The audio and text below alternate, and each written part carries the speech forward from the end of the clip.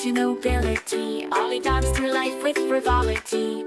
Parties and balls, a life so grand. Little did she know what fate had planned. Ollie, Ollie, the wandering candlemaker, chosen by Sybil in her destiny's down. Escape from towers of paper to the open road, a reluctant cleric with powers bestowed.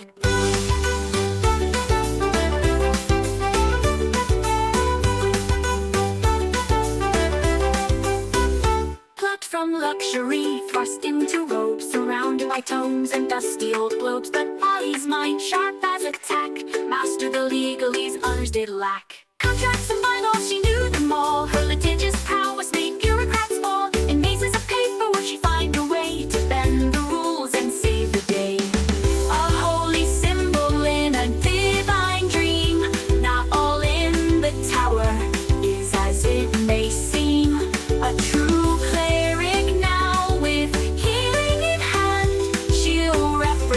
the tower across the land. But Ollie sees more than meets the eye. All timelines at once, futures that fly. Past, present, future, all intertwined, sometimes leaving the present behind. But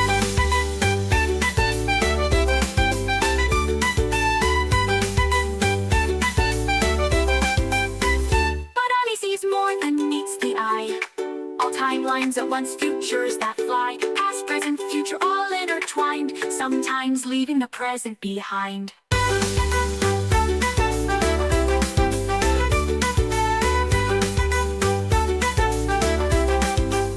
Library cat, shrouded in mystery, follows Ollie through every history. With glowing eyes and silent paws, it guards her path without pause. Ollie, Ollie, the wandering candlemaker, chosen by Sybil in her destiny's down. Escape from towers of paper to the open road, a reluctant cleric with powers bestowed. Cut from luxury, thrust into robes, surrounded by tomes and dusty old globes. But Ollie's mind, sharp as a tack, mastered the legalese others did lack.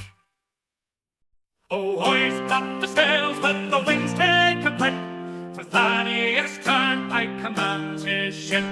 A lord of the waves, a sailor so bold, with magical powers and a heart of gold. Behold, Thaddeus sailed the endless sea, with little Boo as wise as can be. Through tempest and tide, they roam far and wide. The turnpike legacy, their unfading pride.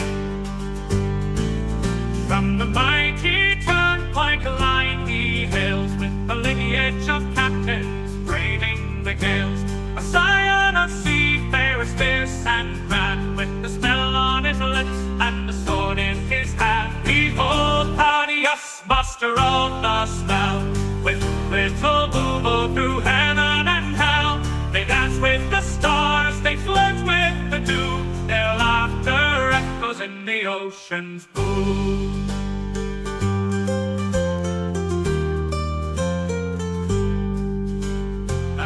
For his mate, little Boo's his name. Together they soar in fortune and fame. With little Boo, his talents wrapped in light, they summon the winds and the stars to their fight. A curse of great power, a gift or a bane, Thaddeus wields it with little to fame. A rogue with a charm, a sailor with flair, he faces each curse with nary a care. Behold, Thaddeus, the sea's arcane knight, with little Boo in the pale moonlight. Through whispers of magic and the salt-laden air, the turnpike adventure none can compare.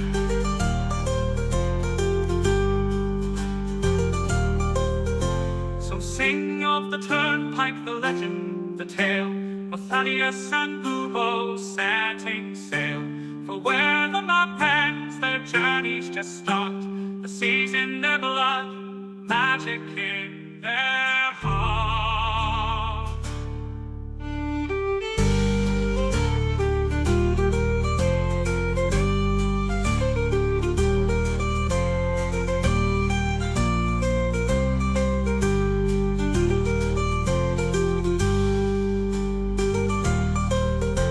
So sing of that turnpike, the legend, the tale, of Thaddeus and Boo setting sail. For where the map ends, their journeys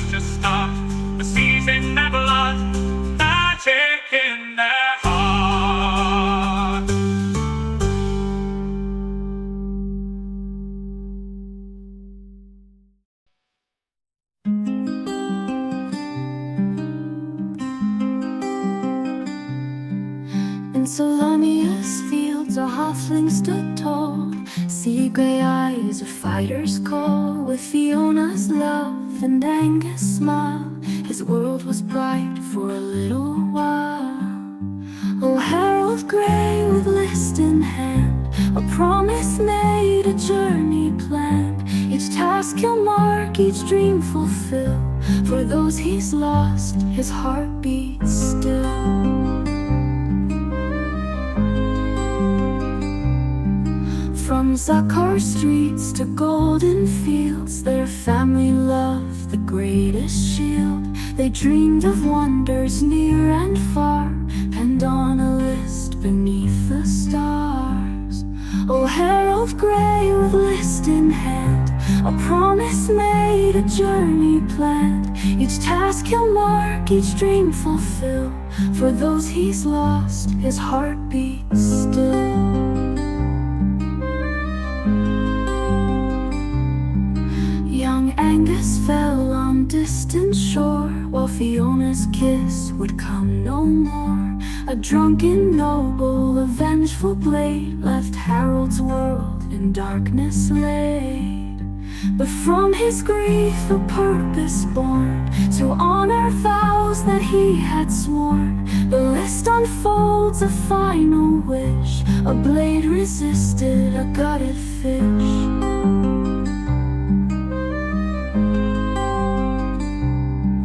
Now Harold roams through joy and strife, to live for three in one short life. From mountains high to oceans deep, this solemn pledge he vowed to keep. With bowler hat and iron will, he faces each task with hard-won skill. For every deed he sees it through, he feels their love forever true. And when the final task is done, when every battle's lost and won, he'll close his eyes, his duty clear, knowing his loved ones drawing near. In afterlife they'll meet again, their love eternal, free from pain. The list complete, their dreams fulfilled, a promise kept, a future will. Oh, Harold Grey, your journey's long, but in your heart they're never gone. With every dream that you fulfill, Fiona and Angus are with you still.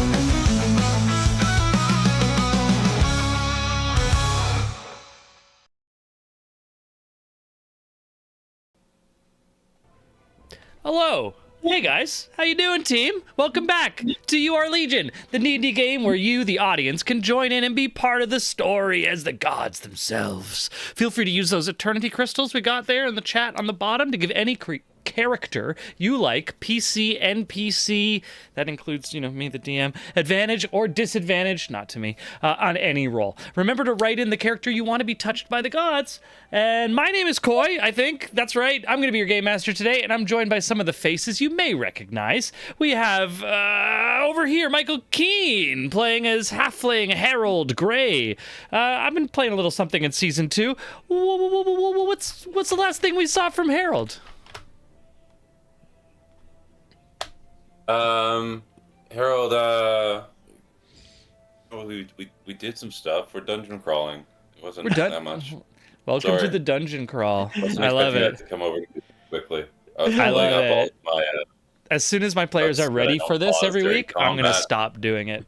That's basically how it works, right? Amazing. Awesome. We're in the middle of a dungeon crawl. That is true. Thank you, Michael Keane. Let's see. If I keep going around the circle, I'm going to reach Sean Boyd as the Blue Dragonborn Aelor Tiamaticus. Or is he a human? We don't know. What's going on? Magics? We got to go back. I think that was the big thing, right? The big thing was... Doc Brown, put me in the human body, and now I'm trolling them through the dungeon. I've just had a nice big encounter, but we are getting ready to get encountered by something very dire that is coming through a door, apparently, that has been trying to get through the door and now has freedom to get through the door, as far as I know. And it's over there by Arlie, and so I'm way over here with Thad, hanging out. Oh, it's actually through this wheeling door about. What's that? This lower door. It's through this lower door is where the noise is coming from. Yeah. So it's a tension-filled moment for the party, as it were. we were doing well, and then the knock on the door. Yeah, gung gung gung.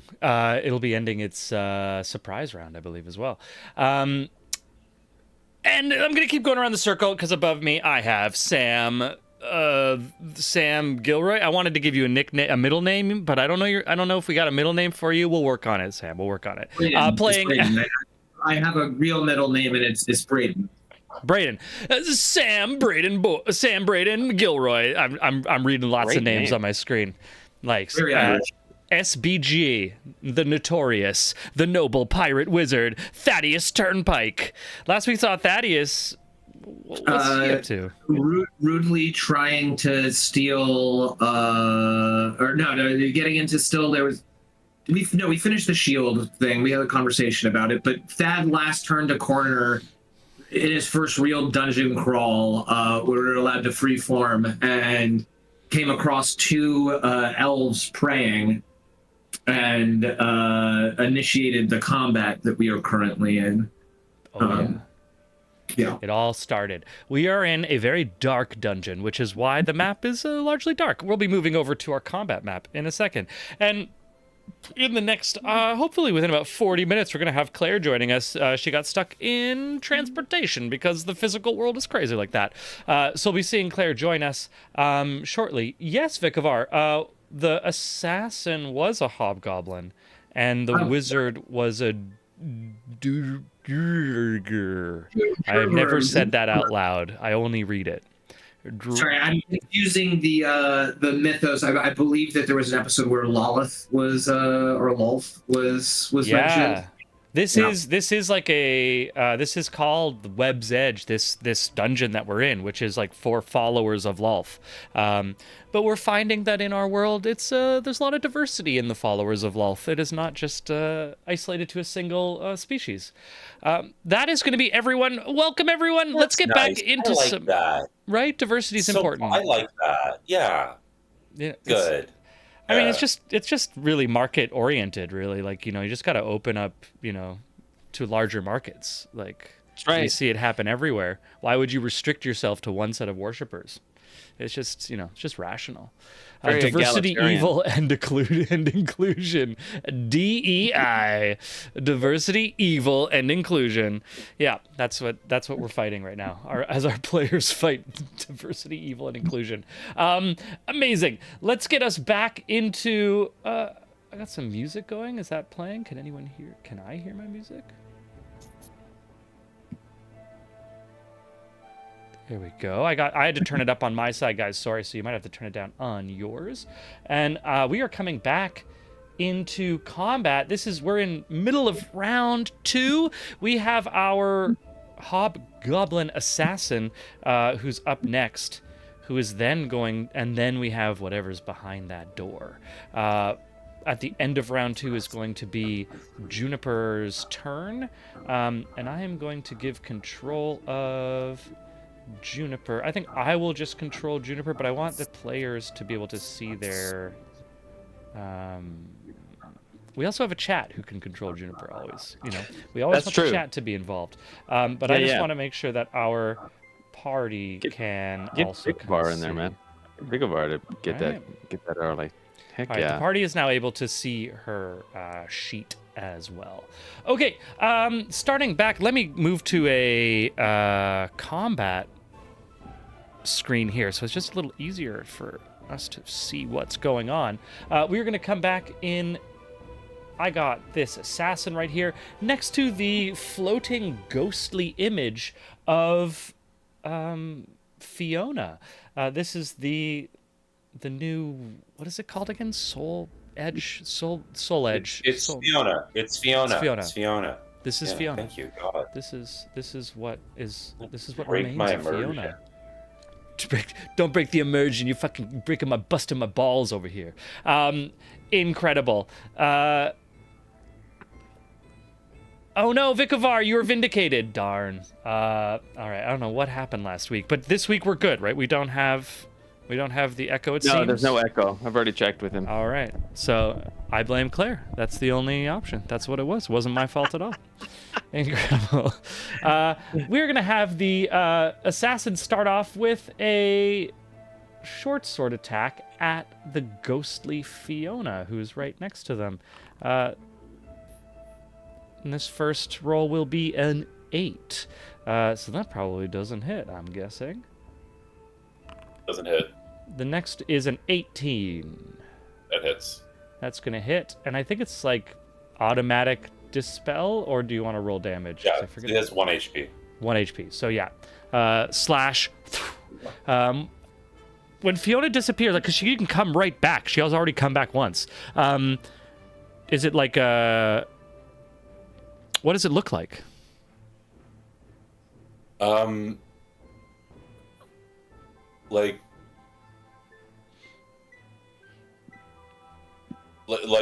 Like a form made of like just steam. Like, trying to describe this, you like when water hits a pan and it just suddenly goes to steam. The water is her entire form, and it just suddenly is just, it loses its form and its shape and its cohesion, and just kind of spreads out as the air currents, whatever pass through her, just sort of move as eddies through it. Cool. She just dissipates like that. Incredible. And this assassin is going to run up here towards Harold and Arlie. So it's 5, 10, 15, 20. I'm going to move up to the north side of you here, but still within both of your range. That is going to be that. And now, rumbling from the other side of the door, you hear a large growl like a massive pig or maybe small elephant.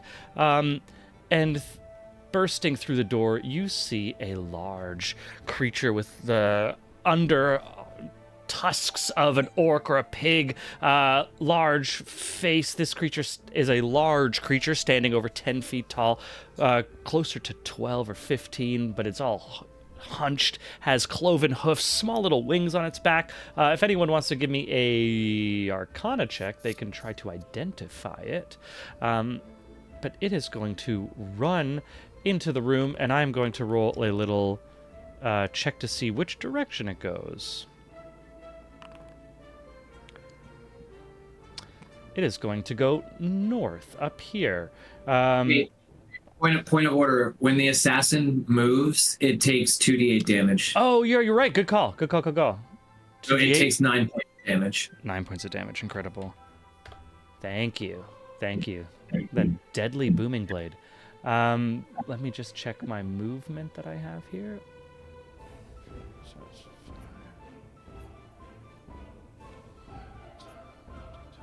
Okay, the creature's going to come stand right in the middle here, hulking, panting, and not quite close enough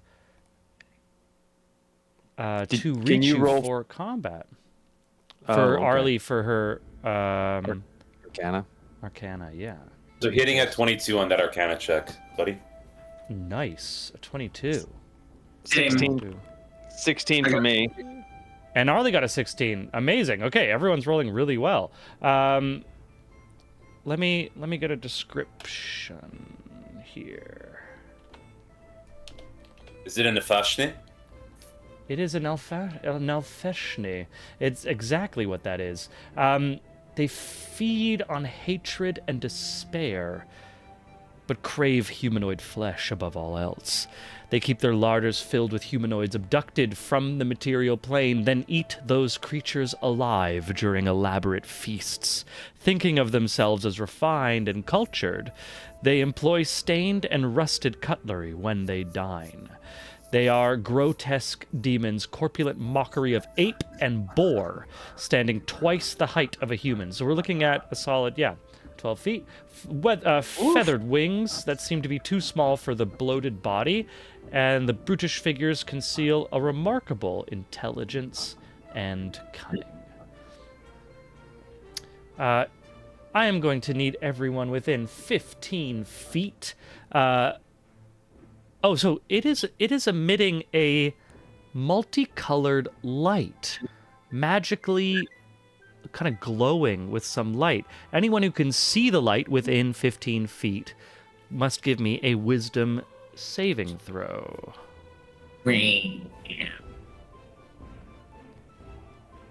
So okay, just to be clear, I am not within 15 feet of the creature. How far is the light emitting from the creature?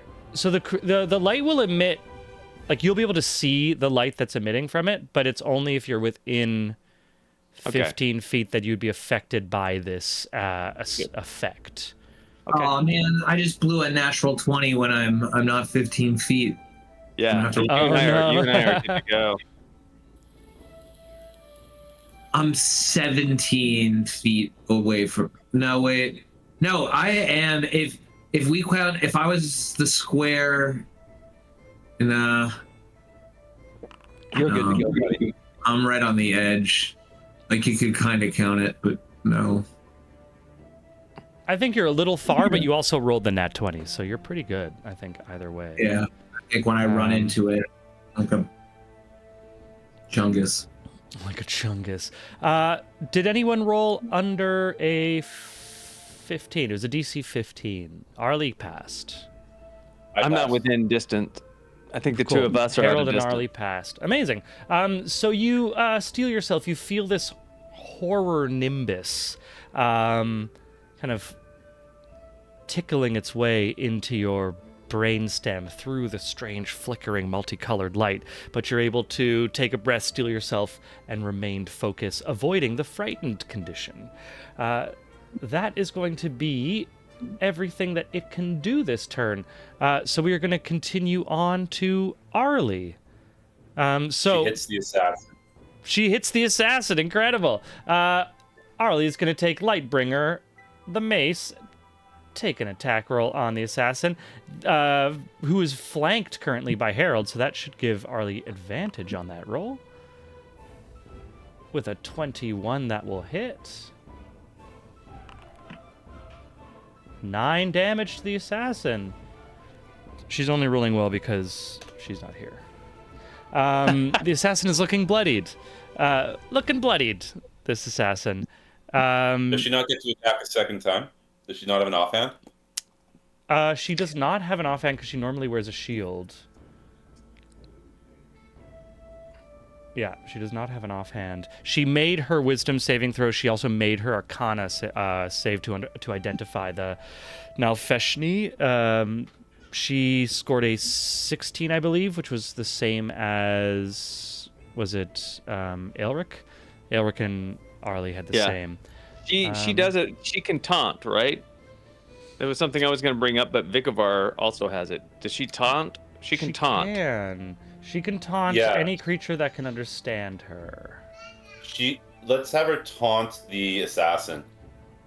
Cool. Taunt the assassin. I need to control the big thing, or it just absolutely gets on top of the squish. Cool. She's going to cast Taunt.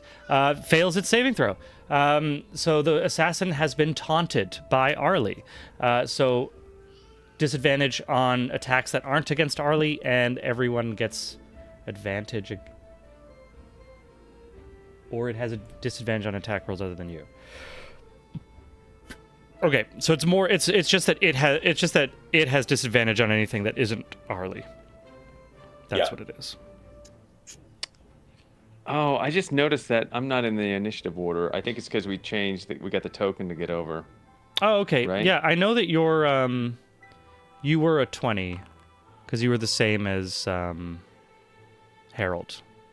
Okay, just tell me when to go. That's fine. Cool. I'm gonna. Oh, you got me. Okay, I'm just gonna put your where do I do this? Update combatant, because you were a 20. I remember with Harold. Gotcha. But I think Harold was just slightly ahead of you for some reason.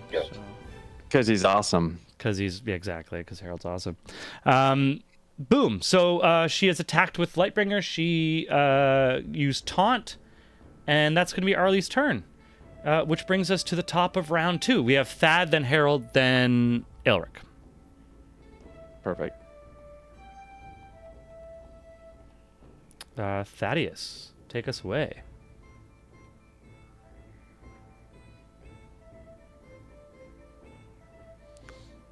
You're muted, buddy. Oh, no. Thank you. I'm going to use a bonus action to cast Shadow Blade at 3rd level. And then it is well within my fortitude to get myself over here. No, Thad, no. Don't get close? Get close, but don't stop me from being able to blast it back into the room it came out of. Yeah. Then I'll go up over here into this thing. And I forgot to mention, I know that I've mentioned that I have summoned Little Boobo again. I forgot to roll. We didn't put him on. My initiative. So he's going to take the help action on my next attack. So he's going to pop out of my cloak to give me advantage on my first attack, which is going to be Booming Blade. Nice. And I believe you have ownership over I just popped Little Boob up there. 25 was my highest on the advantage there. No natural 20. Yeah, that hits. All right. So that's going to be 3d8 plus 4 plus another no, I'll do that separate. It's a different type of damage type. So it takes 21 psychic damage. Yo, cool. And then the second attack. Oh no, and then Booming Blade. Pardon. Takes an additional 5 thunder damage. Cool. And the second attack. Oh yeah, nice. That hits. 24 hits. Yeah, and they're both 24. Okay. Right? Because it helps the attack action. The attack action is 2 attacks, one of which can be a cantrip. I believe is how that works. Yeah, but I'll follow for Vikavar on that. But yeah, that's one of those annoying ones where it's the attack action. How many attacks is the attack action? Yeah, I hear what you're saying. It's a singular action that consists of 2 attacks. 2 attacks. Two parts. Yeah. Yeah. So that hits. That's another 3d8 plus 4.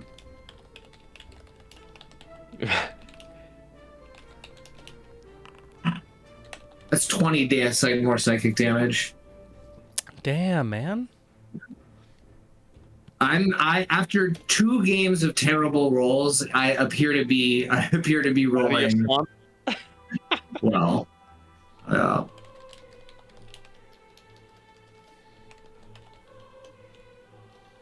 Okay, so 21 plus 5 plus 20.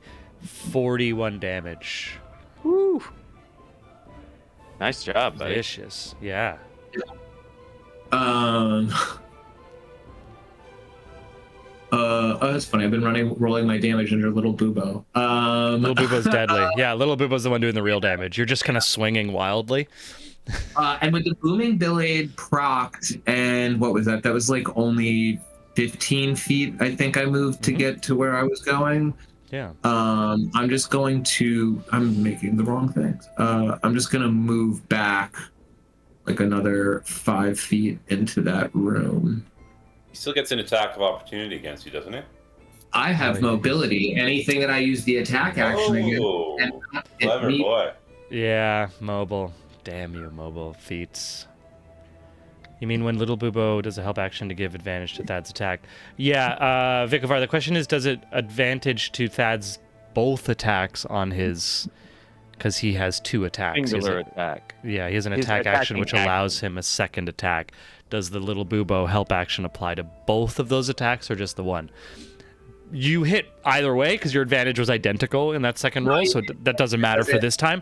So we can keep moving on, but love to know the actual answer because I don't freaking know. Amazing. You come in, slash with your Shadow Blade. Little Bubo does 41 points of damage, and, and then you're out. Incredible. It's a page out of Harold's old book right there, man. Right? Except Harold doesn't do it with a smile on his face. Speaking of, Harold's turn's next. What are you up to, Harold? Do you want Fiona back? I will, yeah, but that's a bonus action. So let me use my I'll do my turn first.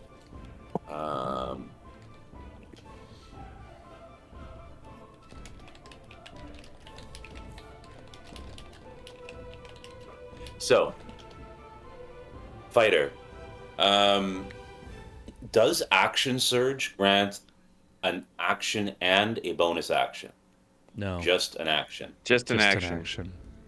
Yeah. Because the text as written is you can take 1 additional action on top of your regular action and a possible bonus action. So I guess what they're not using Oxford commas, and that's what's making it confusing. Yeah. So it's if you have a bonus action that you can take, then it comes after the additional action that you get from the action surge. Got it. Okay. So Harold is going to cast Agonizing Blast or Eldritch Blast at the Nalfeshni. Mm-hmm.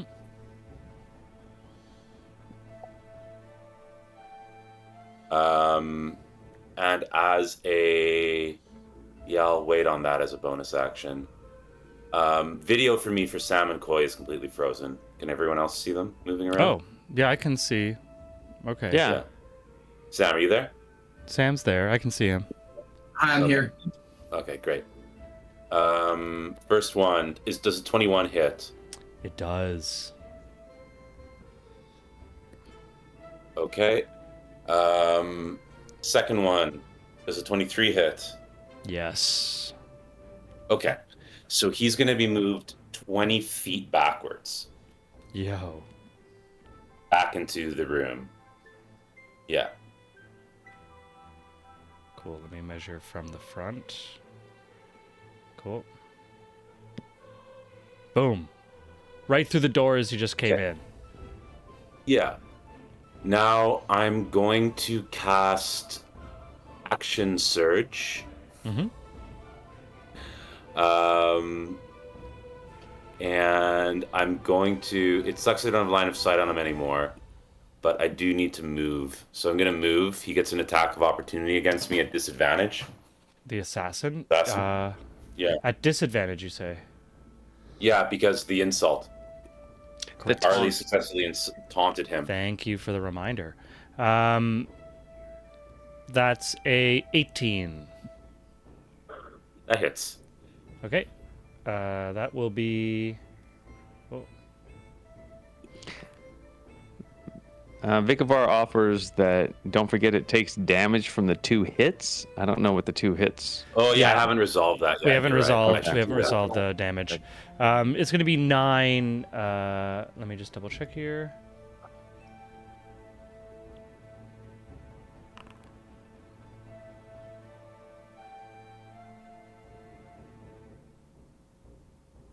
Nine damage. So it's going to be. Let me just. Okay. So 28 damage to the Nalfrishi. Is that right? 28 damage. Yes. 28 damage. Killer. I take 9 damage. You're going to take 9 damage, and you're going to give me a Constitution saving throw. Woo, damn. DC 15. Okay. Sure thing. I fail. Okay. That's going to be 21 poison damage following Yeesh. on a failed save. That's from the assassin? That's the poison dagger. Yeah. I have an advantage on saving throws against poison, and I have resistance against poison damage. So can I roll that again? Amazing. Yeah, of course. And the gods have just spoken. So Vikavar also gave you advantage, but You Killer. can pocket that back, buddy. pocket that advantage, bro. 19.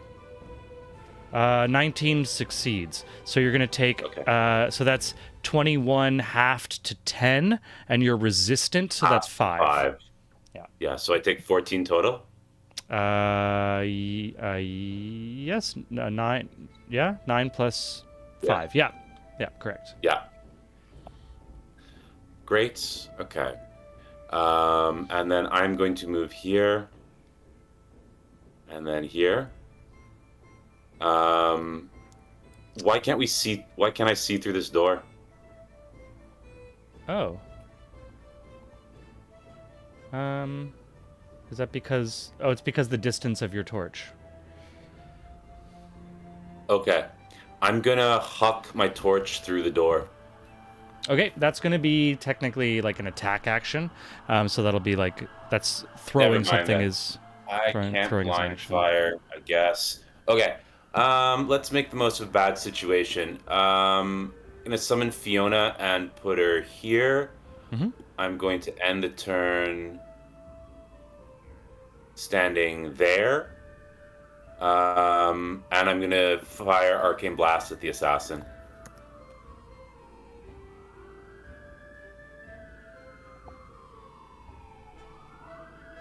Who is right now being flanked, so I'll roll like I have advantage. It's a 15 hit. For the assassin, yes, just. Okay. For the second one, 20 hits. I'll roll just to see if I crit. I don't, so 2 hits.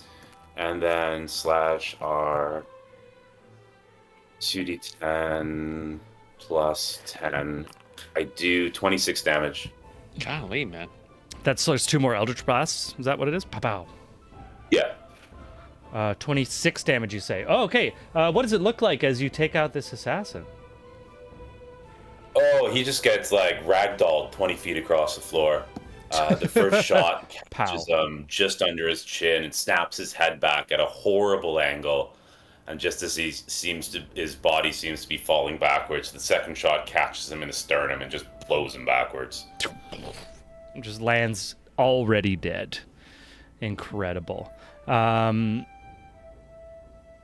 I don't know. Remind me how big the token is for this thing. Is it 4 squares? 2 by 2. Yep. 2 by 2. Okay. So I think then I should probably put her here. This movement collides with a wall. There you go. She'll move there. And then if I'm here, I will proc that opportunity attack if it comes through. Okay. Sweet. Awesome. Killer turn. All right. So that's we've killed the wizard and the assassin. Now it's just this Nalfreshi that we have in front of us, leading us to Aelric. Okay, so before I even got a chance to go in on this guy, huh? He gets knocked back through the door. Is that what I'm saying? Yep. Okay. Okay. I guess I'm running into the door. I mean, the game that I'm playing is that I'm making Koi pass the Fiona, which will proc an opportunity attack for me, which will mean that I can knock it back again. I gotcha. Okay. Well, I But- guess I'll just go to the. I guess I'll just go to the door then. What's happening? If you do that, it can attack you, and I won't get an opportunity attack. Not like not in the door itself, but like right here. Okay. Right there. Okay. So, Koi, did you get my message, by the way? no. Did you send a private? Yeah. I did. Because it might. Let me check. No, you're in control of all that. Okay. Okay, good to know. I'm not doing anything right now on it, but good to know.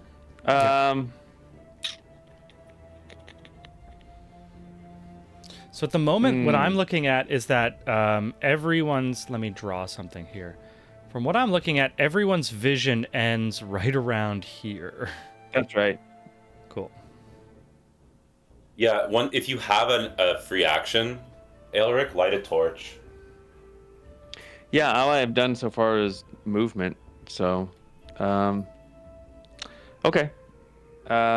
Torch away. How do I?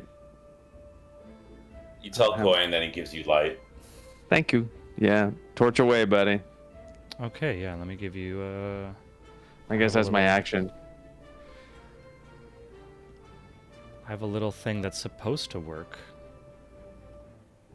Boom. There you go. So that should have now just given you a torch radius. Yeah. Okay. So Great. you're peeking through the door, but still your angle, you can't see the. Yeah. Can't see him. He can't see me. Okay, cool. Great. That's my big move.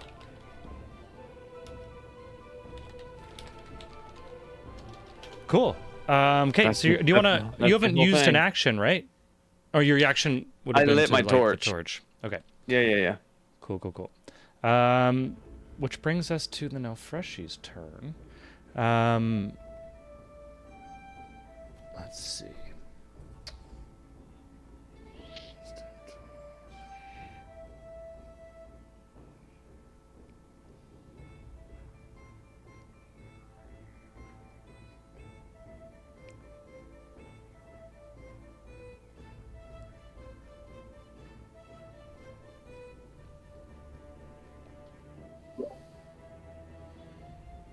I don't have a token for. I don't see a token for Fiona. Is she on the board and I just don't have her, Yeah, or is she? yeah, she's on the She board. is. You just can't Okay. see her.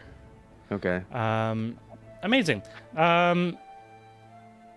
You hear the lumbering of this creature take a step towards the door. Just as you see it in the door frame, the open door frame, it disappears and pops back into existence right up here, teleporting Oh, itself. God damn it. Luckily, that's its action that it just used. So that's going to be its turn. That's its Wait. action. Fairy fire ended, by the way. Okay, I'll get rid of it. Thank you. That's its actions. That's its action, so it doesn't have a huge amount to do. Luckily, Okay. Did Misty Step, or it just Misty Stepped, I assume, or something equivalent? it's called teleport. Yeah, it has a personal teleportation. Koi, can it see me? At this point, it can see you. Yes. It has true sight, I believe. Yeah, true sight, which means it can see in any condition. It It needs can to make also a wisdom see saving throw. invisibility. It needs to make a wisdom saving throw. I am frightening foe. Oh, hell yeah. Okay, are you doing you're doing your legendary action? I am. Hell At the yeah. end of Okay. at the end of their turn. Right? Wisdom. That's how Yeah, I do that's that? it. That's how it works. Yeah. DC Wisdom 16 saving against throw. wisdom. DC With 16. disadvantage, you said? No, DC 16. Okay, but not with disadvantage. No. Okay. Well, rolled a natural 1. Hell yeah! It is officially frightened until the And that's end not- of the next turn. To be clear, that's an ability, not a spell, right? That you have? That's right. Yeah. It's an attribute. Piece of shit. All right. You made the character, Coy. I didn't do anything. It was Dr. Merlin Brown. He's an element of chaos. Sure. Incredible. All right. Cool. It now has disadvantage on all ability checks, attack rolls, while the source of fear is within sight, and it cannot move willingly any closer to me. Fuck. Okay. Wow. All right. Incredible move. Damn you. It is now Juniper's turn. Who's Hits it. standing directly next to it. She's Yeah, gonna she hit it hits with it. Lightbringer. Attack. She can attack with advantage because they're flanking. It's flanked. Arlie rolls a 14 with advantage. Oh, that was hard. That's hard. Back to the classic Arlie rolls. A 4 and a 7 on the dice she rolled. Unfortunately, neither of those are going to hit, which is going to leave her with a bonus action and movement. She can use taunt still. She got 4 I think uses she of should it. stay where she is Mhm. and not taunt it. Cool. Actually, yeah, she can taunt it, I guess. But She's used 2, I believe. Yeah, used 2 in this combat already. She gets 4 per rest, so she has 2 more. yeah, I think she's probably had enough of that then. Okay, she's got 2 Yeah. more uses that. I'm gonna be able to knock it back, so it's not gonna be able to attack her on my turn, right? Yeah. Or team. Here's what I'm thinking. I'm gonna be able to knock it back, so it's not gonna be able to attack either one of us on its next turn. So there's some kind of a range spell, which will give King. Dawn time to move up and position on it. On Yeah, but his look turn. at the map. You are right But in can't front move of any me. closer to you as long as we push it down the hallway, and I assume it gets to take another saving throw at some point. No, it's just until No. the end of my next turn. Okay. Yeah, so it's going to be all the way through this turn, and then at the end of my upcoming turn, it will no longer be Okay. frightened. Got it. So then it'll go to Thad. He can blast it, and then I'll knock it back, and then it'll be your turn. Okay. Cool. So Arlie's gonna stay there. Yeah. No, Arlie's going to position beside me. Okay. Come around to beside you. Yeah. Sweet. Yeah. Just not Uh, provoking enough to the attack. Yeah. Doesn't provoke, and that's gonna lead us to Thad.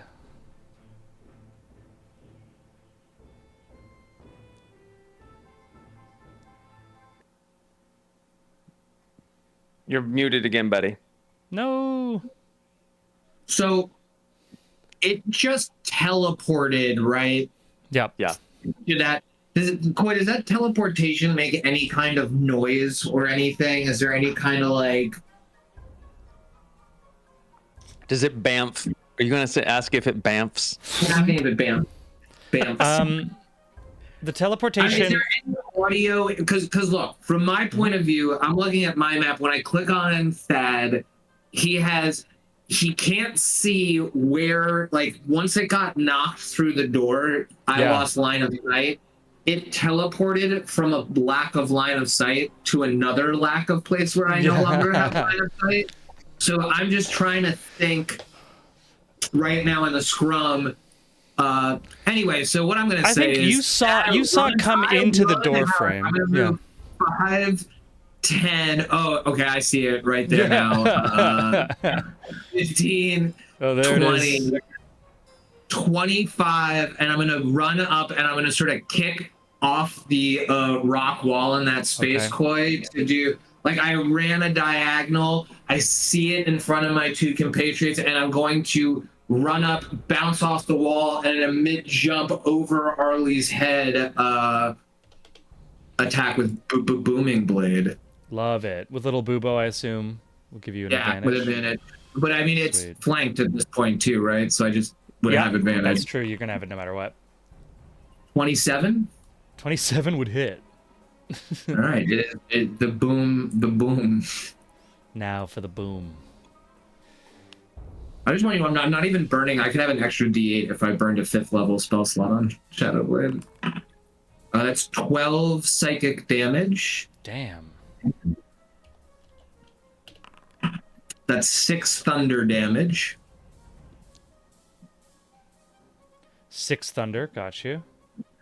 And then the next regular attack with Shadow Blade. And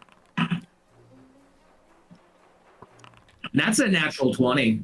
Yo! Nat 20 hit. Okay, shit. So if we're calculating, that would be 8 plus 8 plus 8 plus 4. Just that's where we're starting. 16. No, 28. Yeah. 28. So starting at 28. And then do I add my modifier to the second roll still, or is it just the dice? You take the maximum possible first damage, and then you roll as normal and add them together. Okay, so we're at 26 is where we're starting. Cool. No, 28 is where you're starting. 28, so that's another 11. So that's, I believe, a clean 40. Is my math right? 39. But you're really close. Dyslexic. That's okay. That's why we play math games. It's to practice our maths. Are you done with your action? Oh no, I still have you. You're such a nice guy, and I know you didn't mean it this way, but when you say to someone, "You were really close," during like that thing. Yeah, it's patronizing inadvertently. It's the best kind of patronizing. That's why I am single and everyone hates me. Right there, encapsulated. No. Thank you, yeah, man. I appreciate that path. No, I deserve that. I was 25, 30, 35, 40.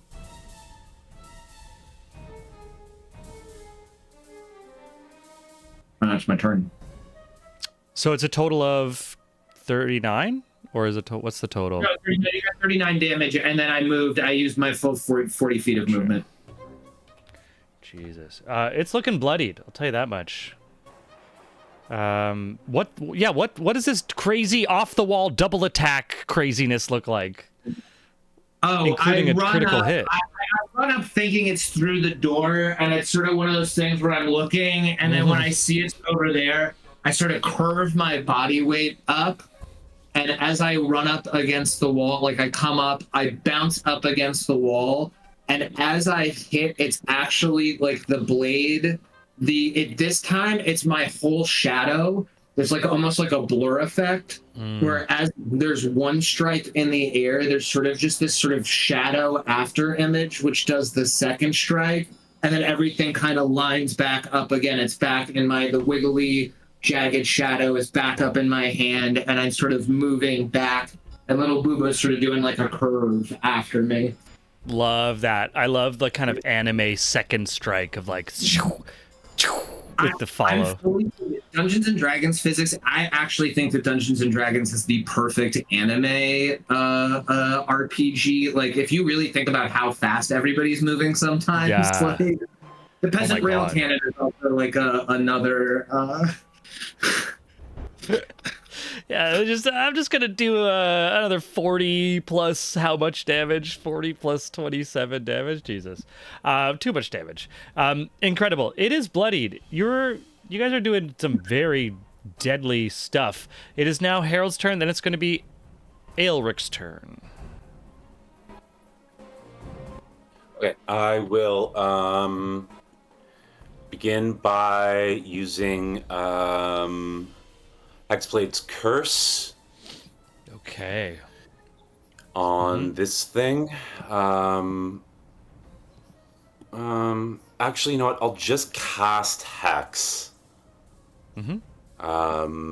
Which is a bonus action.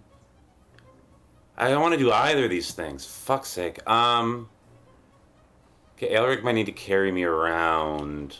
I will use Hexblade's Curse. And on it, which means that I get essentially my proficiency bonus as a damage bonus. So that'll be +4 baseline to the damage that I do. Also a... And it's automatic, right? Yeah, and roll of a 19 or a 20 is a critical hit. Right. So there's no save Yeah, or anything. It's just so- automatic. Cool. Slash R1d20 +5. 24 hits. Does. And that's a critical hit. What? Because Yeah, it's a that was 19. Damn. Okay. So max damage plus full roll. Yes. So max damage would be 19 plus 1d10 plus 9. 19 plus 13 is 32. Damn. First shot. The second shot does a 20 hit. Yes. 32. Okay. Holy shit. And that knocks it back, right? Yeah. So I'm gonna first of all, because you're within melee range, you're casting Eldritch Blast. Is that with disadvantage? I guess it is. Yeah. You want me to? I should retake this attack roll for the first I think one. the first one I'm gonna give it to you because you already had a banked advantage, so you can just roll that straight. Oh yeah. Well, but he's being flanked, so it just canceled out. It's just normal rolls. Oh, because it's flanked. Yeah. Okay. Yeah. Cool, so cool, cool. it just proceeds as normal. Gotcha. So Thank the you. first one was so my total damage is 19 plus 13 plus 6 is 19 plus 19 is 38 damage, and it is knocked back 20 feet. Oh, I already did like a damage roll. I did one damage roll of, was it 24? For your... Sorry, I did your maximum damage was 19 for the... Yeah. Yeah.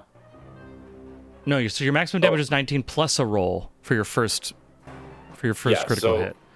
Yeah, the first one does 32 damage. Cool. I got that one. And then the next one I didn't Okay. include.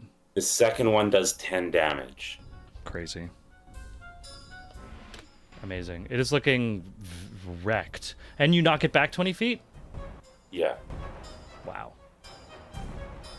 This is a problem. This is not good. This is not good. Claire! Welcome, Claire! Hey. You've swung twice with Lightbringer and you've hit once. Come on what? down. Try out being a martial class. Incredible. We are mediocre at it, but we try. Amazing. You're almost basically killed this Nalfeshni. Nalfeshni. All these names make me feel like I don't understand how to speak. Oh, Vikovar says flanking does not work for ranged attacks. Oh. We didn't even have flanking anymore ever since 3.5 went away, and now we're at 5.5, and I can't update. I guess it's not a +2. So Vikovar, are you saying that the advantage that flanking gives you doesn't count for making a melee spell cast? It doesn't cancel out the disadvantage of spell casting in melee, essentially?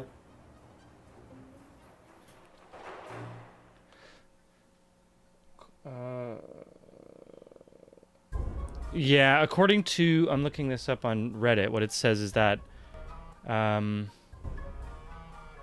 flanking only works for melee. Yeah, Vikavar, flanking only works for melee attacks. Okay. Cool. Um. You did have advantage on one of them, so that's totally fine. The first Yeah. one, that your critical hit. Okay. So then let me re-roll the second one. Cool. I missed the second one. Okay. So you can give him back 10 life. And 10 feet. Yeah. Okay, he gets back 10 life. Certainly needs it. Amazing. Look at this. We're following the rules. Look at us, great rule followers. Incredible. That's going to be Harold's turn then, I believe. Which will bring us to Aelric's turn. Your turn starts, so until the end of this turn, it's still under the frightened condition, right? And you're muted, Sean. Yes, that is correct. Okay.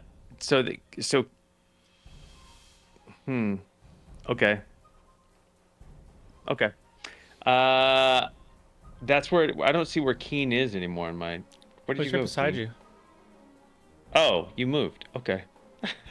Okay. Great. So much hectic movement going on. Yeah. I'm gonna close and engage. Sweet. All right.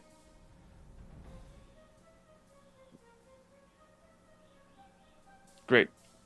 Okay. Let's throw some dice. So what do I need to do? Do I just drop my torch as I go and pull the other sword back out? Is that what we're playing here as I move? I know the torch thing. Yeah, if you're wanting to attack with both weapons, you would need to drop the torch. Okay. Well, I'll drop the torch. You can place it wherever you need to bank that or to buy that the physics of what, or the not the physics but the timing of how all that has to happen to get it out there, if that works. Cool. I have dropped the torch. Fantastic. Okay, here we go. Attack 1. Oof, natural 1. Great start. Ooh. Attack 2. Unless I fumble unless they're simultaneous or something. So what happens now after I fumble on this critical miss here? I'm going to say give me an athletics check to see if you can Continue my attacks? continue your attack or if you're going to have to, like, wrench it. Okay. It's going to be a DC 15. Ooh, I missed it. Okay. So your main weapon is stuck in the hide of this large creature. You will need to take... you'll need to, like, use an action to get it clear. Okay. Well, I guess that's what I do on that. That's what I do then. Vikavar says, let's cancel that one. The gods have spoken.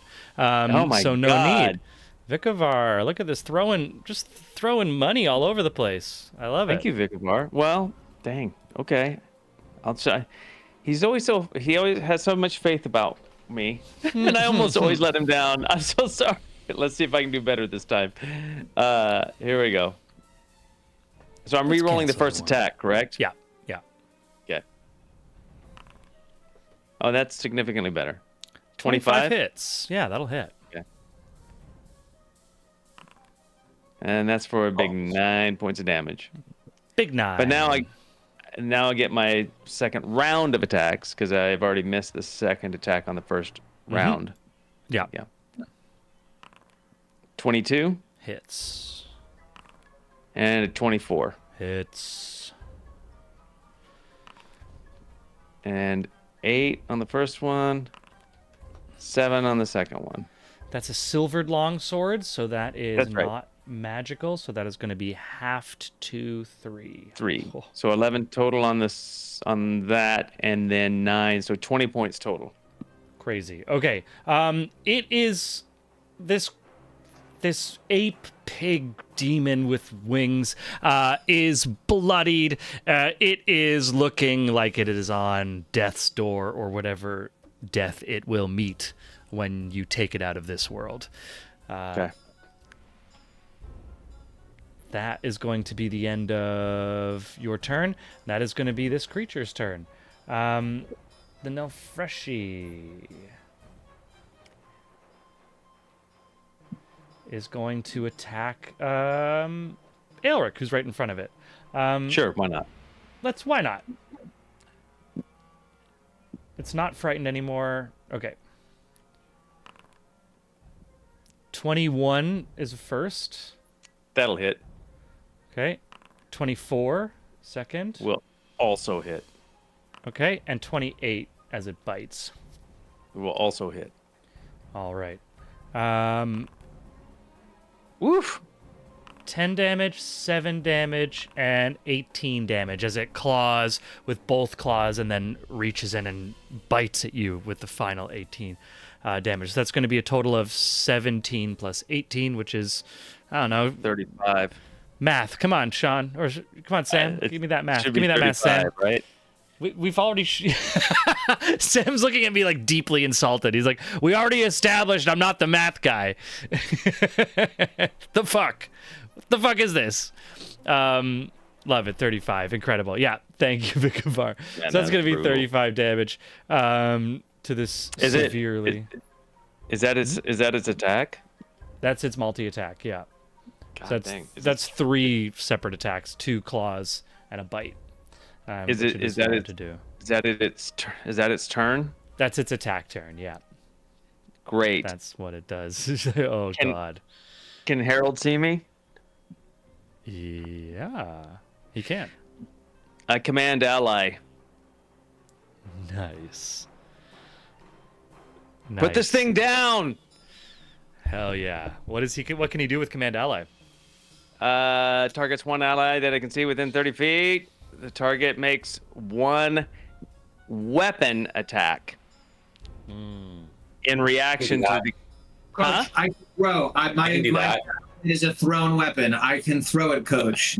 I can do that. I can Put take me a in, weapon coach. attack. Put me in, coach.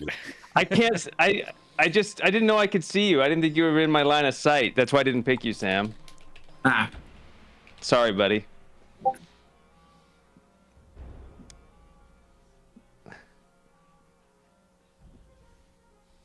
You got something, buddy? Yeah, so I can do that. I have advantage because it's flanked. And does a 14 hit? I'm afraid not. Damn it. Okay. Can I take my offhand, please? 1 weapon attack, right? Yeah, it's one I weapon believe it's attack, 1 weapon unfortunately. attack. Yeah. Okay. Yeah. Yeah. Cool. That's going to be, but awesome use of your special ability there, which will lead us to Juniper, Arlie, Candlewick's turn. Brr, brr, brr, brr. All right, so this is the same fight that we left off last game with, right? Yeah. Yeah. Yeah. But I don't remember this large warthog. It was the thing that was behind the door that was beating down the door, making all the sounds. It came barreling in. Okay. I'm gonna use my taunt again. So I will Just say that out it of is on stream. death's door. This thing is like Death's very, door? very close to dead. oh, Just- okay. So we're not like in the strategy part. We're in the hit it, kill it part. I just don't want to see Well you like. then. I don't want to see you throw away a consumable thing without that piece of information. All right. Yes, I appreciate that. All right. It was gonna be a great little play, but you know what? You can We see still that it's on talk. You can death's still talk door. shit. Like you can still totally I talk guess shit. so. All right. Yeah. So I'm just gonna go for the knees. Hell yeah. Crunch. Let's see. Is that how we roll? We attack. What did we do? We did all right. 25 hits. Roll damage on that. Woo! With 6 damage, you do 1 more than its remaining total hit points. Put it down. So goes Arlie, for the yeah, how do you do this? just like she goes for the kneecap and it just like completely just like it's a crushing bludgeoning amputation of a job. The thing like crunches down and then just like I don't know, I just like You're gonna finish it it impales right- itself on its own femur. That's my with its own femur? as it yeah because Wow. Okay. So Arlie does like a severely devastating blow, crushing its knee, shattering its femur. It's the bone. You can see the bone through the skin. This large creature takes a step back, stumbles, fumbles forward toward its own exposed bone, impaling itself through the through the jaw. Ends up in a kind of like just a mass as it's collapsed on itself, taking up most of this hallway here. Incredible. And that is going to officially take us out of this little combat. I will ask, yeah, we used you used taunt once last session, Claire, and then our players used it for you again before you arrived. So you've used it twice this period, so you have 2 more uses. I'm gonna ask everyone to roll stealth, and we are gonna take the mean, the middle between your high and lows. That's the median. The median. That's that. Why? I'm trying to join the bad at math group here. where I live. Also bad at stealth. Okay, you're really not getting that much damage in that combat. That's what I'm learning. What is our median? What's our median? I have 17, 6, 18, 16. Okay, so it's quite high. Incredible. Okay, everyone, as you all finish this last crunch, silence descends, and you all suddenly remember how immediate you are surrounded by darkness.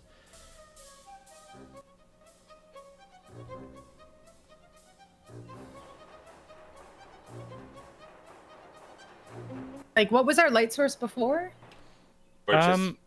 Harold had a torch.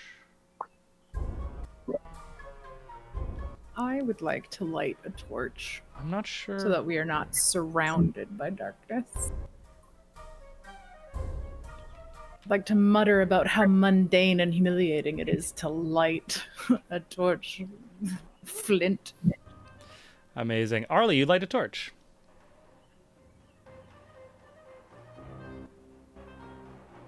Aelric, would you like to pick up your torch? Oh, you're muted, sorry. Vicavar has an interesting point. Doesn't Arlie's weapon radiate light? Sam and I just not on our game tonight on the microphone. Sorry. Oh, when it's Glows. wielder commands. When it's wielder commands. So yeah, when she likes, it can glow like a torch. So you Oh can my just God, I make can't your believe weapon that. glow like a torch if you choose. She throws her torch on the ground. What is that doing in my inventory? Ew. Ew. Oh my god. Ew. Ground. Incredible. Okay. This creature is dead. This assassin is dead.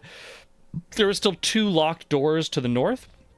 And there's the unlocked door where the Nalfeshi came through, which is still pretty dark. Pretty rough to see.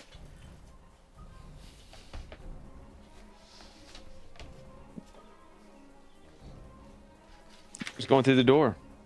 Wait, before you go through the door, I want to stumble back to the mage. I'm gonna, with the thin light that I'm getting in the thing, I want to stumble back to the mage's corpse and check it. Okay. Yeah. I'm back in the book, guys. So Yeah, I mean, somebody should go over and loot the assassin too, Yeah. and the big guy. The mage, you're just going to find some like magical components. Hmm.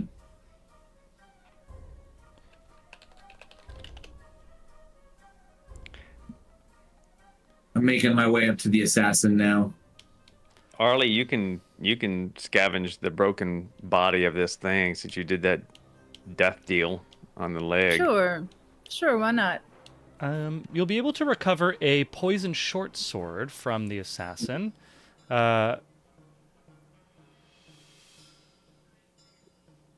She repeats herself. Ew. Throws it up. No, I'm kidding. Ew. Doesn't throw it on the ground. Maybe she looks at it. Are both of your swords?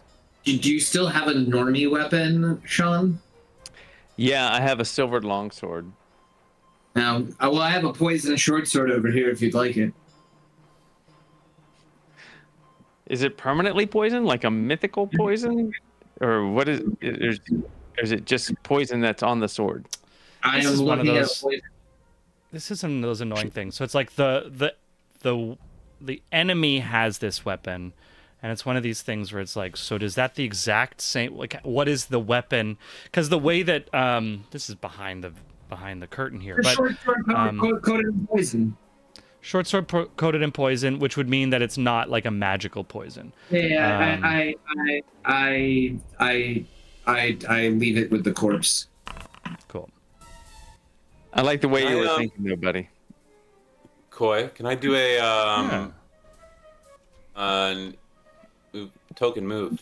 Token move. Oh, you're in a. Okay. Let me read as you are in that space, Keen. Yeah. An enormous. There are a ring of keys that were hanging from the creature from the belt of that Nelfrishi. I will say. Is that the only thing that's on him? Yes. I whisper. I found. Like, are they comic? It's really big. Are the keys comically big too? Or are they like normal sized keys? They're probably like. I think they might look normal for like a large orc or like Aelric. It's gonna be like. For Aelric, they probably look normal. Probably look small in the Nefrishi's hands. Look. Okay, so they're still comically big. I Yeah. hold up some comically big keys. And I'm like, I found keys. We got the keys. Incredible. You're gonna see. So there's a So Harold, this is a guardian chamber that you are in right now. What does that mean? It is the room outside a. It is the room where this creature was like standing guard. Oh, Yeah. Oh yeah. can I do a? There's a Awesome. door down here. Yeah, as you go down there, you see that is actually that is you can see through this door. This is a barred door, so I'm gonna just open it so you can see through. It is like a jail cell. It's a jail door.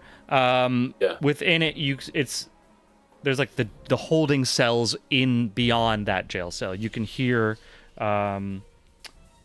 what sounds like Koi, breathing inside. Yeah.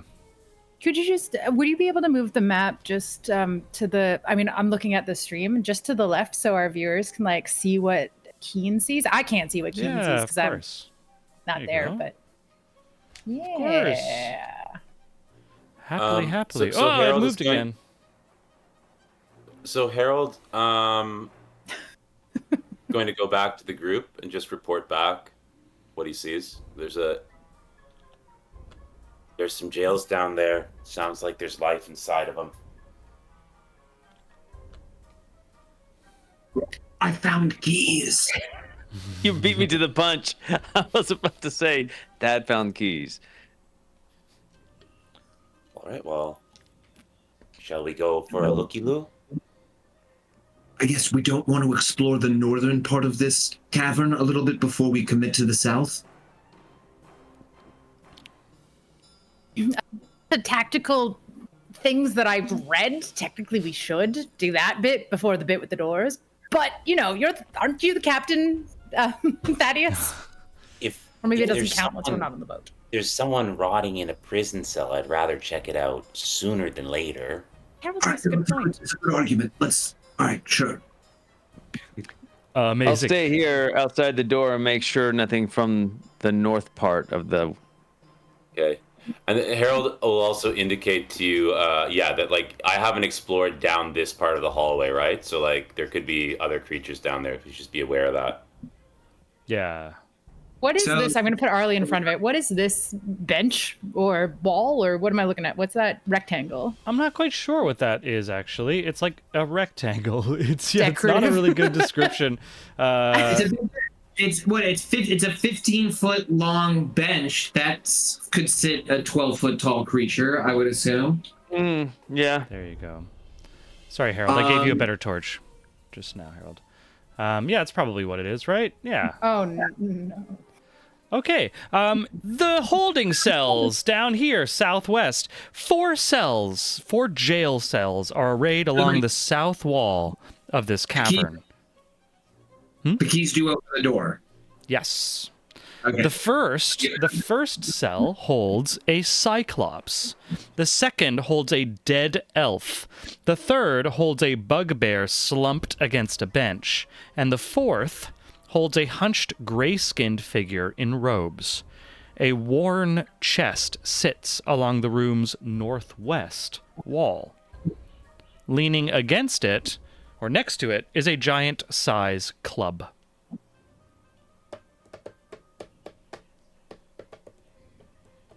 Oh. Can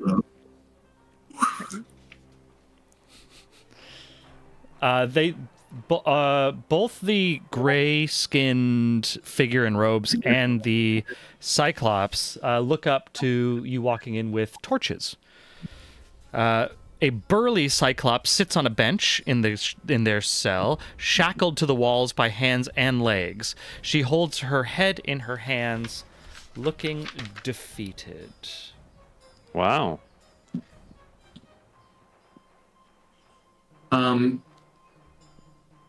Since the action is down there, can we move the map visually for our stream? Oh my god, yeah, of course.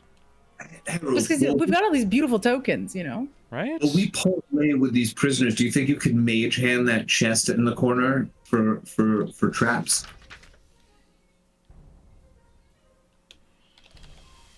Yeah, I mean, I guess. Thank you. This might be a dumb question for those of you that are imprisoned here, but were you all imprisoned together, or are you all? You're just kind of open question. Yeah, I'm open forum this. Cool. The Cyclops looks at you.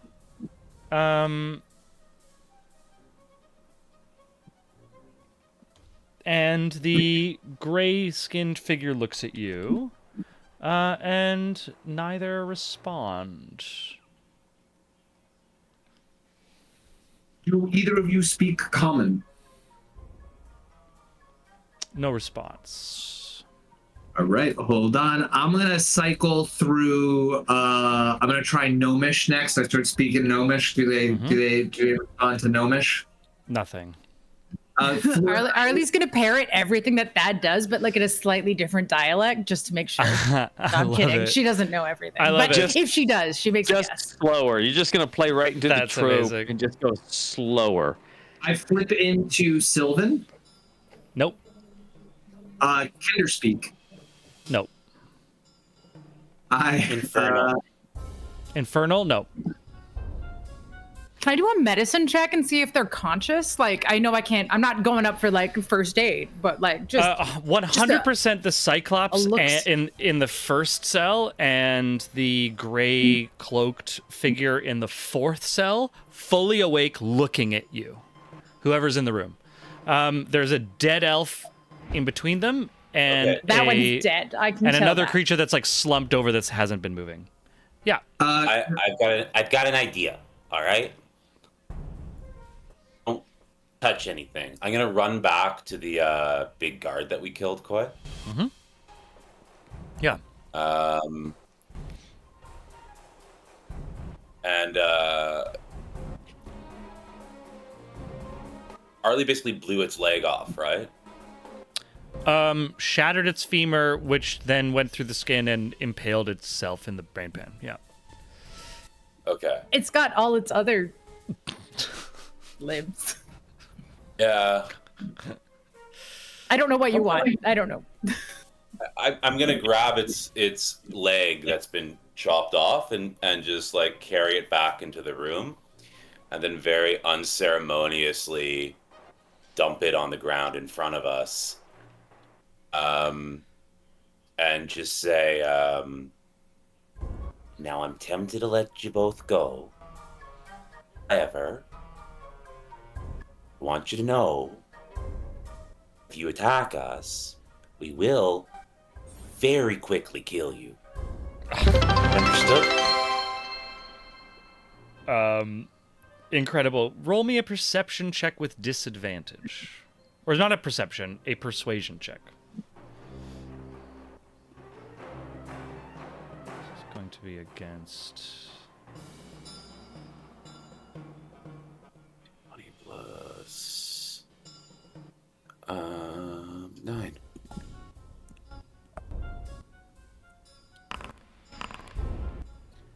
$19. Oh, cool. With a 19, both of the like, I mean, you leave and you come back with a very large appendage from a very large demonic creature. Harold returns like quite bloody and gross and dumps this thing that's probably as big as him on the floor and makes this speech. Both of the creatures look at it and kind of take you all in, and the Cyclops appears to like remain despondent. The gray-skinned creature with stringy black hair and cultist robes stands up and like moves eagerly towards the gate.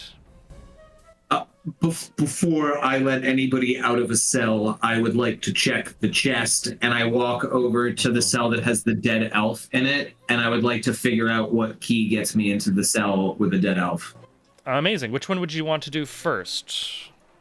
Well, I'm not opening any chest in a dungeon. Okay. That sounds bad. So I've watched Freerin. I'm going to open the cell. I'll cast Mage Hand for your thought. Thank you. Yeah, so I'm going to go to the cell while Keen deals with the chest. Perfect. The despondent quality is weird. So whenever you get a chance, I want to do like a perception or something. Amazing. Okay, we're gonna do the cell, Arlie's perception check, then the mage hand. So opening the cell contains a bench and a tattered blanket. A desiccated corpse of an elf lies on the floor. If you examine the body... Yeah, I'm examining the body. Give me an investigation check. DC 16. Well, I'm gonna guidance myself. Sweet. Well, it's a 20, so a dirty 20, so I don't need to, but... Going through the items, you find tucked into a little hidden part under the belt, clearly wasn't found when they were put in here, a potion of fire resistance. I pocket that, and there's no signs in this cell of who this elf was or anything like that, right? It's just this elf with a potion? Cool. Just an elf with a potion. There's no. I mean, there's nothing I see here that's you would find this information just there. Cool. Yeah. Oh yeah, move on. Awesome. Arlie, yeah. How do you want to? You're wanting to check the despondent Cyclops. It's just like the way a doctor would be like, follow my finger, or not. It's definitely looking at you, and if you come to the front of the cell, it will look at you, but not in so much fear as just like being aware of this another figure in its space. But after Harold's speech and bringing in that evidence of what you just killed, it doesn't seem to necessarily fear you so much. Or it doesn't look at you as if it's like scared you're going to kill it at any moment. Wait, did it look afraid of us before Harold brought the thing? Before it was just more confused and like you were just 4 people barging into this space. The biggest thing that you can tell that's different is that you're using torches, and the people who seem to like worship here seem to like just live in the darkness. So that's like Right. the big shift. So how opposed are we to me casting magic again? Just a show of hands. It's a kind of general temperature check. So I would really like to speak to that elf, the dead one, and I could, and I can. Oh God, yeah. Speak to dead. Quickly from the feed, Vicavar would like to know if it's a drow elf or not. Right. Oh, good question. It is just a regular elf. Just an elf. Our Cyclops does, as you get closer, Arlie, the Cyclops does like lumber to its feet and stand closer to the door. I got a 19 on my perception, so maybe, but it's not. I don't know. Maybe it's just. Yeah, I don't actually know. On a 19 perception, you see a sentient creature, if not maybe like highly intelligent, certainly sentient, that has been trapped and is clearly wanting freedom, and it sees you as the best chance it has right now. I just look. I got rid of the shield. I just really think that if we spoke with the deceased elf, we might get a sense of what we're up against and more information, or not. Possibly, it could be really bad, but it could be fine. Maybe. Once we know what's in the chest, see if there's any written records about these people, then we can figure out our next step. Yeah, I'll do something after Howard gets to go. Amazing. How's my mage hand on this task, boy? Give me it is locked, so you're going to have to give me a sleight of hand check with Thieves' Tools. But I think the mage hand can do that. Did the keys open the chest? Oh.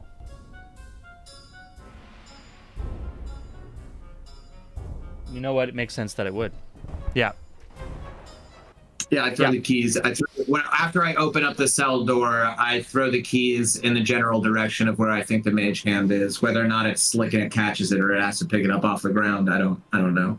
I'll leave that to a narrative choice. Is it a slick mage hand, Harold? The mage hand isn't a physical object. It's a force of magic. It just happens to resemble a hand, right? Yeah. So like the keys just kind of pass through it. I don't know if mage hand even is it invisible? Because mage hand, I can't remember if mage hand is visible or invisible. I think it's visible.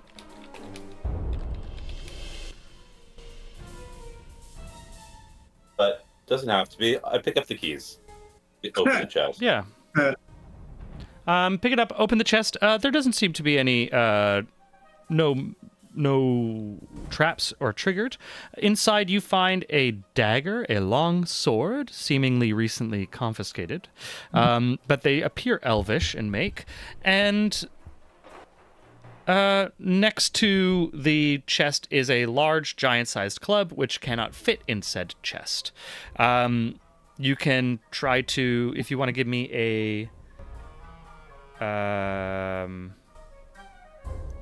you could convince me, if you want to convince me of how you would identify these items, you can let me know. Otherwise, I will say that they're a well-made dagger and a well-made longsword. I would use my knowledge of Arcana to detect the ensorceling remnants of sorcery within them. I can it. cast detect magic over the course of the next 10 minutes too. Scorceling. $10 word drop. Incredible. Yeah, give me that roll.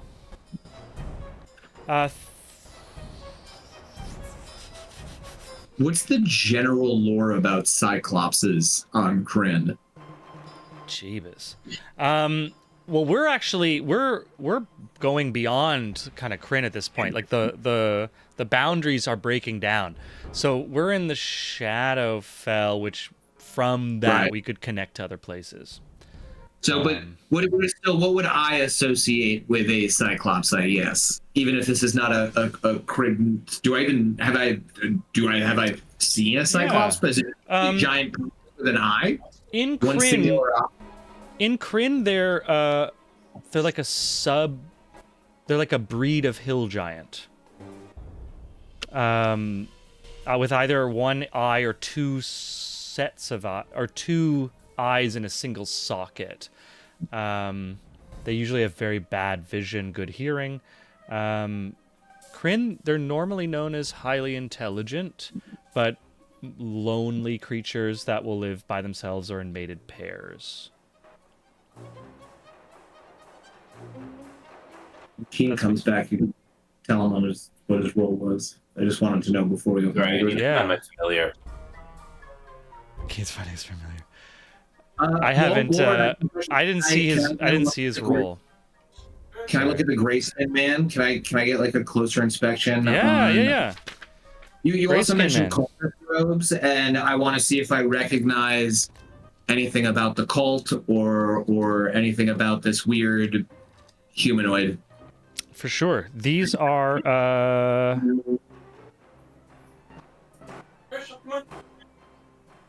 you can give me an insight check. Sure.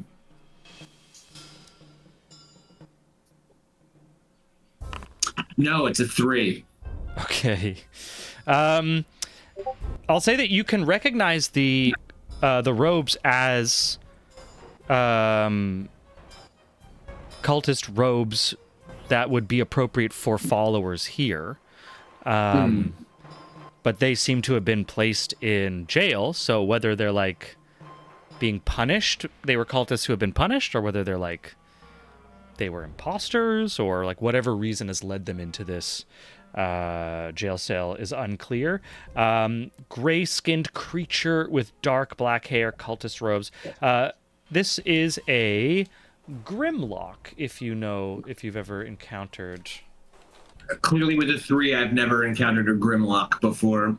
Amazing. It is a creepy creature that looks like it lives underground. Like pale skin that has like never seen sunlight. Is it Chud? No, actually, wasn't that the name of the H.G. Wells character that lived underground? Grimlocks? Wasn't that that race in the future? Morlock. You're thinking Oh. Was it Morlock? It's Thank you, Morlock. buddy. Thank you. There you go. This was their way of doing a Morlock without like getting sued, I guess. Pretty much. Cool. Keen, I never saw your role. Do what? You wanted to investigate the weapons, I believe. Oh yeah, but God's just gonna cast detect magic. Yeah, over the next 10 minutes. It's going to take 10 minutes. You guys can talk to the Cyclops. Let's not release the Grimlock. I'm cool with us letting the Cyclops out. I'm not 100 on the Grimlock. I say before I sit down in front of the magic items and begin to ritual cast. Okay, perfect. Okay. Is there anything you want to do specifically before? You know what? We're at 9:16, so I'm going to say let's take a break. Let's come back at 9:30 Eastern Standard Time, so that gives us 15 minutes. 9:30, 9:35. I'd like to see the cast at around 9:30 so we can kind of get ourselves ducks in a row before we get back. We'll see you all in a few minutes, everyone. Thanks so much. We have some more stuff to do.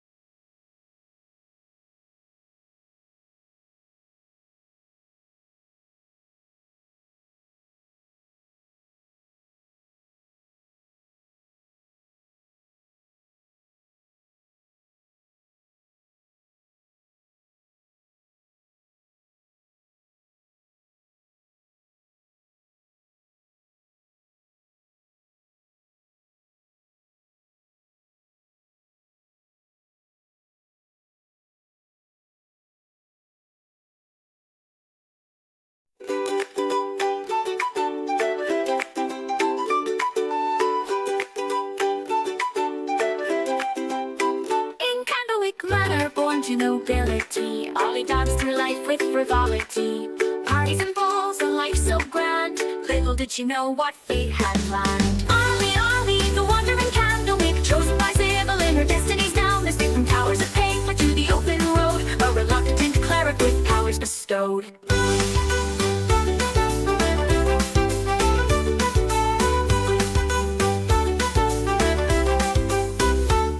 From luxury, thrust into robes, surrounded by tomes and dusty old globes. But Ollie's mind, sharp as a tack, mastered the legalese others did lack. Contracts and bylaws, she knew them all. Her litigious prowess made bureaucrats fall. In mazes of paper would she find a way to bend the rules and save the day. A holy symbol in a divine dream. Not all in the tower is as it may seem. A true cleric now with healing in hand, she'll represent the tower across the land. But Ollie sees more than meets the eye. All timelines at once, futures that fly. Past, present, future, all intertwined, sometimes leaving the present behind.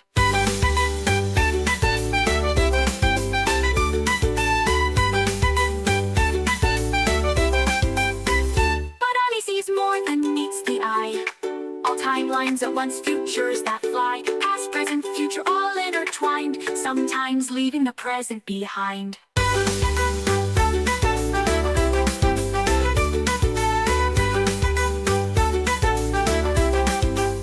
Library cat, shrouded in mystery, follows Audie through every history. With glowing eyes and silent paws, it guards her path without pause. Ollie, Ollie, the wandering candlewick, chosen by Sybil in her destiny's now. Mystic from towers of paper to the open road, a reluctant cleric with powers bestowed. Cut from luxury, thrust into robes, surrounded by tomes and dusty old globes. But Ollie's mind, sharp as a tack, mastered the legalese others did lack.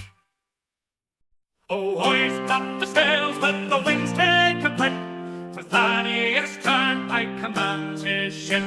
For road on the waves, a sailor so bold, with magical powers and a heart of gold. Behold, Thaddeus sailed the endless sea, with little Boobo as wise as can be.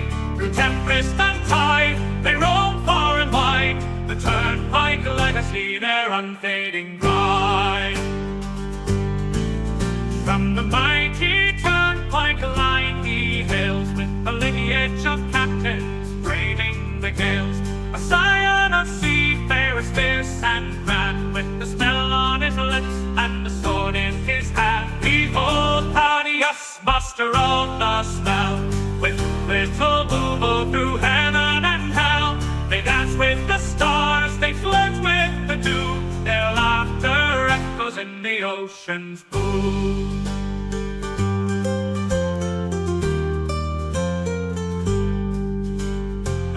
For his mate, little Boobo's his name.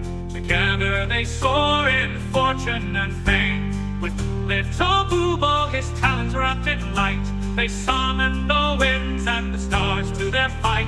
A curse of great power, a gift or a bane, Thaddeus wields it with little to fame.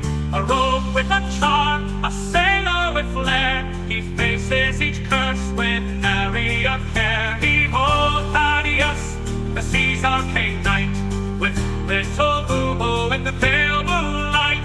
Through whispers of magic and the salt-laden air, the Turnpike adventure none can compare.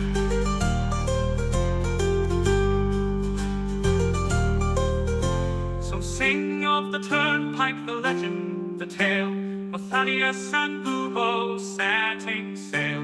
For where the map ends, their journey's just start. The sea's in their blood, magic in their heart.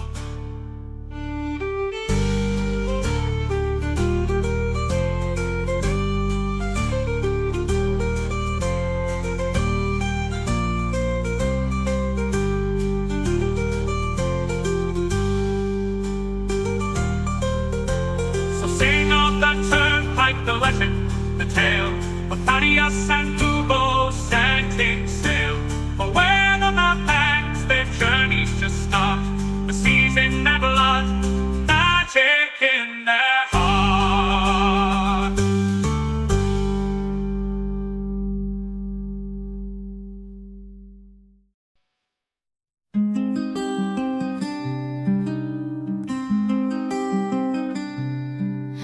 In Salonia's fields a halfling stood tall, sea gray eyes a fighter's call. With Fiona's love and Angus' smile, his world was bright for a little while. Oh, Harold Grey with list in hand, a promise made, a journey planned. Each task he'll mark, each dream fulfill. For those he's lost, his heart beats still.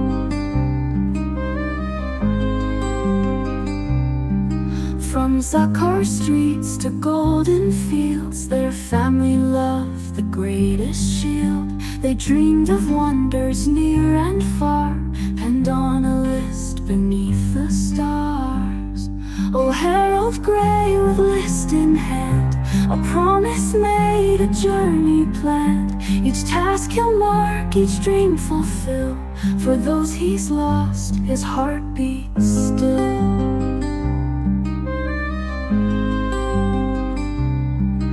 Young Angus fell on distant shore, while Fiona's kiss would come no more. A drunken noble, a vengeful blade, left Harold's world in darkness laid. But from his grief a purpose born, to honor vows that he had sworn. The list unfolds a final wish, a blade resisted a gutted fish.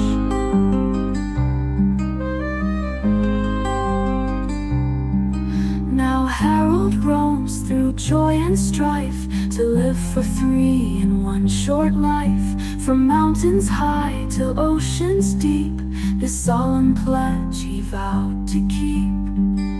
With boulder hat and iron will, he faces each task with hard-won skill. For every deed he sees it through, he feels their love forever true. And when the final task is done, when every battle's lost and won, he'll close his eyes, his duty clear, knowing his loved ones drawing near. In afterlife they'll meet again, their love eternal, free from pain. The list complete, their dreams fulfilled, a promise kept, a future will. Oh, Harold Grey, your journey's long, but in your heart they're never gone. With every dream that you fulfill, Fiona and Angus are with you still.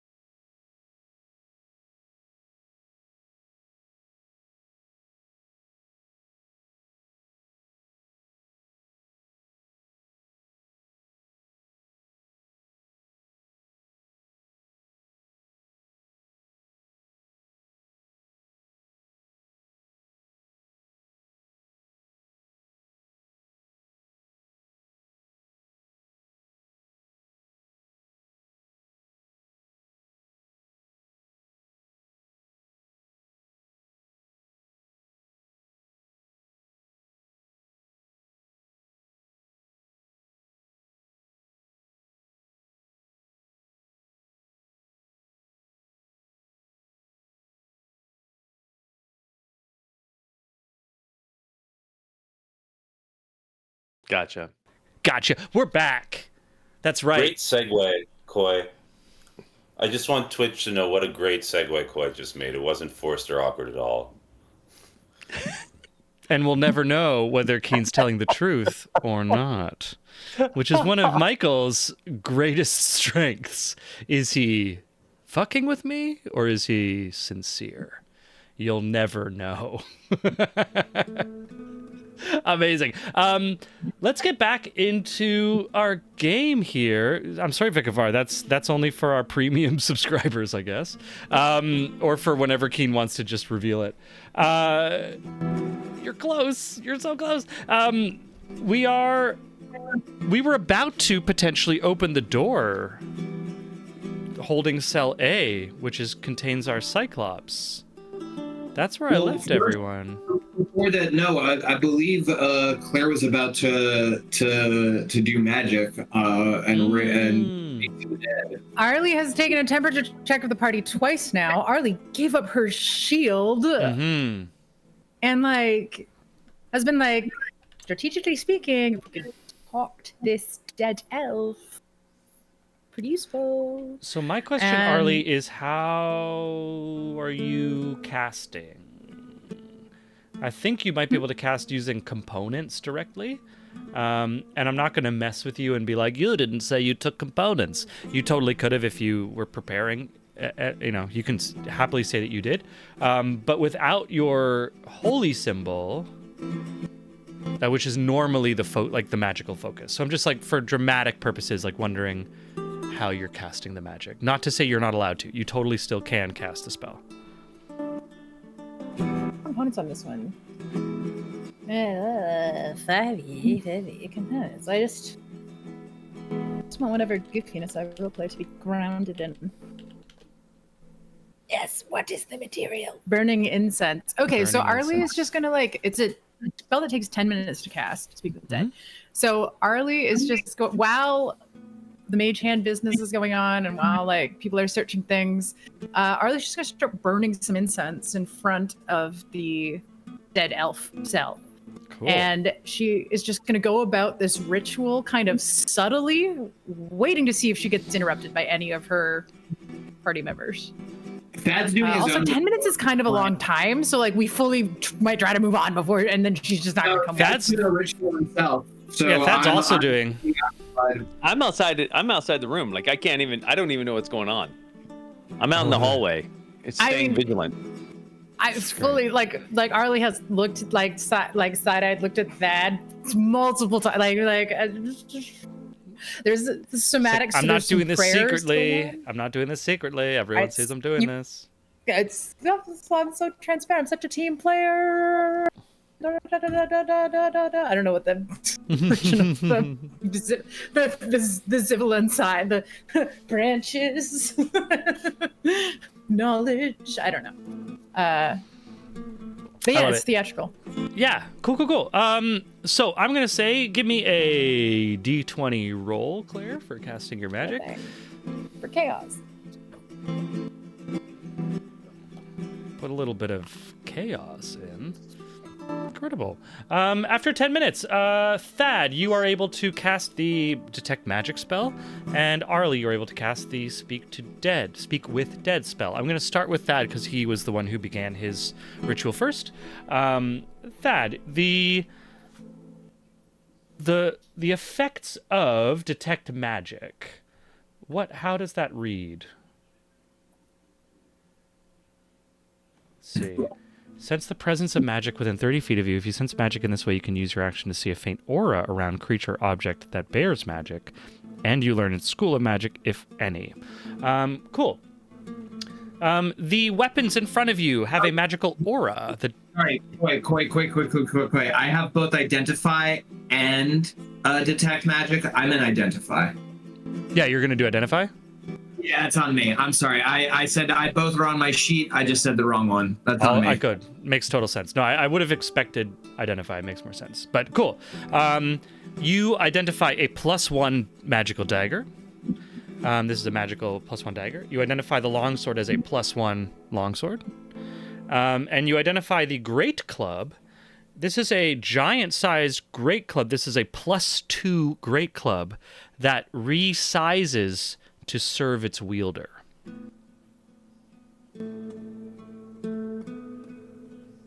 So whoever the size of it... Does one have to attune, or just like if you grab it, does it change size? I think it seems like it's... By the book, it's grab. Not even like coming out of my like magic trance. I don't even clock what Art's doing over in the corner. I don't look to see if Harold has even let the Cyclops out in the last 10 minutes, which is totally possible. And I just reach out and I grab the club. Amazing. So the great club is like, it's so big it can't fit in the chest. Great clubs are 1d8 two-handed bludgeoning weapons. I wanted to change size. I'm gonna. I can't use none of these. When you grab it, it shrinks down. Yeah. It remains big. So like when you grab it, it shrinks down from being like a two-handed club for a Cyclops, which is a large creature, to being a two-handed club for a human. I squeal in delight. Does the Cyclops do anything? Cyclops sees you grabbing the club, and at this point it is standing at the entrance to its cage, but it doesn't say anything. What has Harold been doing over the... What is Harold... The speak with dead, but what's been going on for the last... Because we've been occupied for 10 minutes. Harold's just been having a cigarette. Love it. Fucking...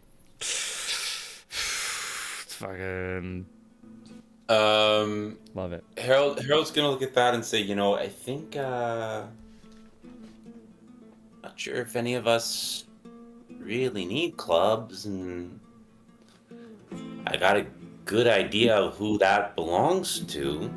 Harold, I need you to grab this club to see if it gets any smaller. Sure, that. Harold takes the club from Thought. Does it get any smaller? Just a little bit. Sad squeals again.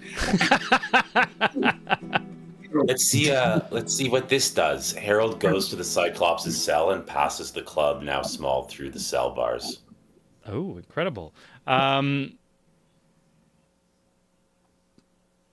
Cyclops gets the handle, and it grows so big that it can't go through the bars.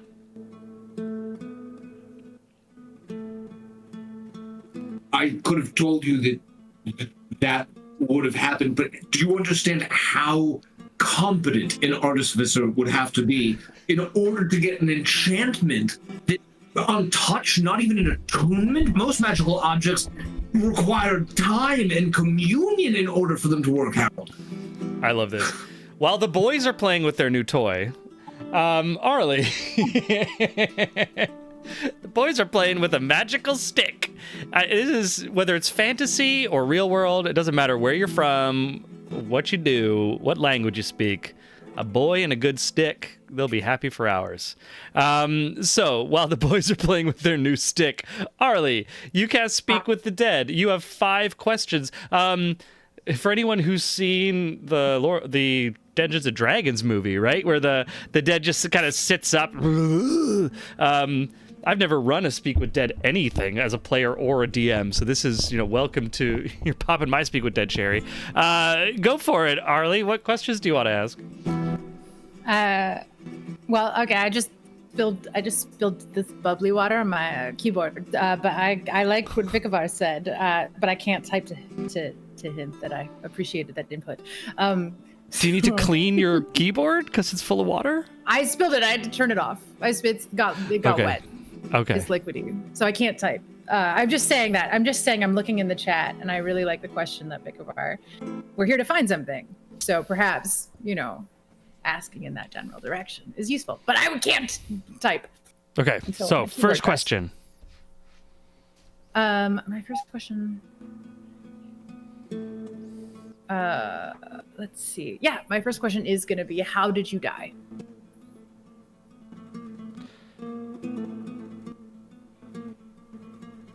did you die? How did you? What?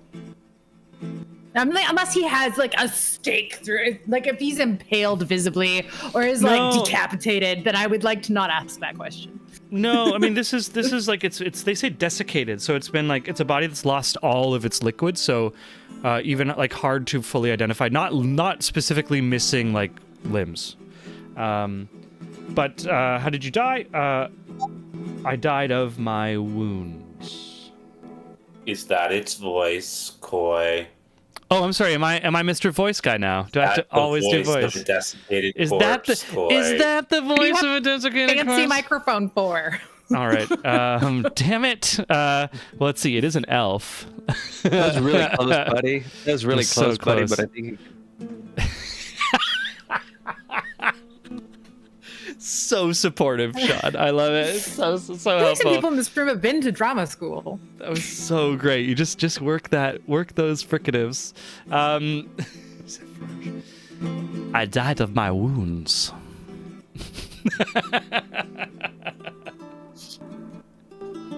Okay.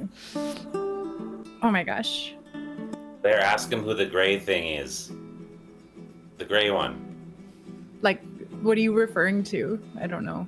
What? Arlie, Like- the weird gray thing in the cell. Can we trust it?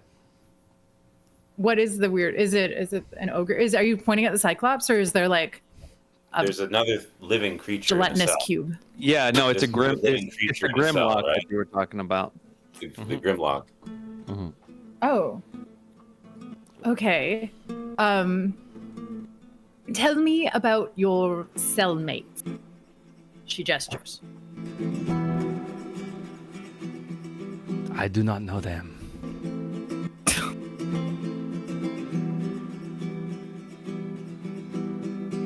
If friends came to rescue you, how would you warn them about what they might find down here?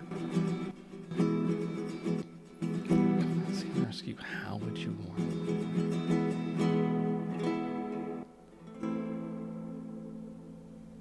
The worshippers of this place detest the light.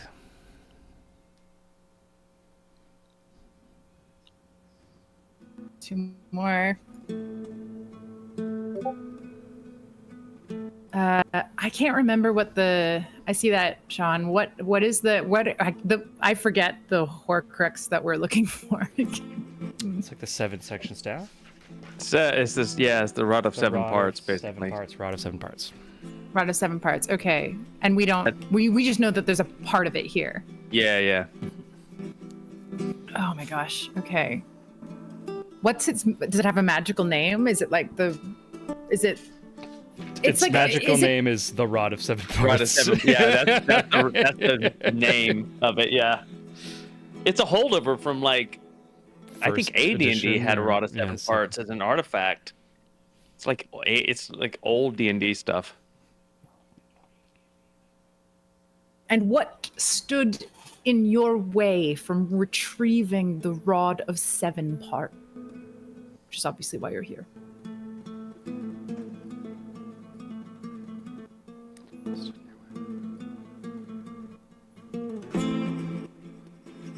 This rod was something I did not seek.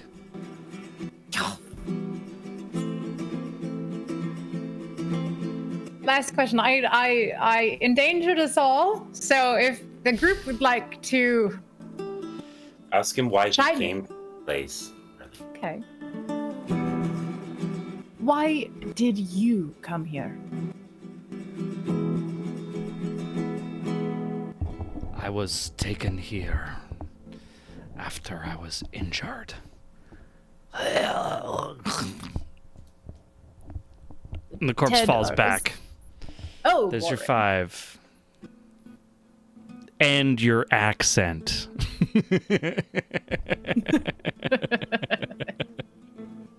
Excellent. Reminds me a lot of Duolingo.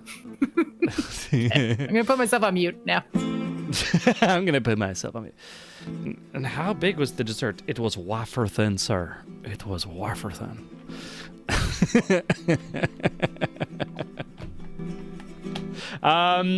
Yeah, so you've cast Identify. You've identified the magical the weapons that were in the chest.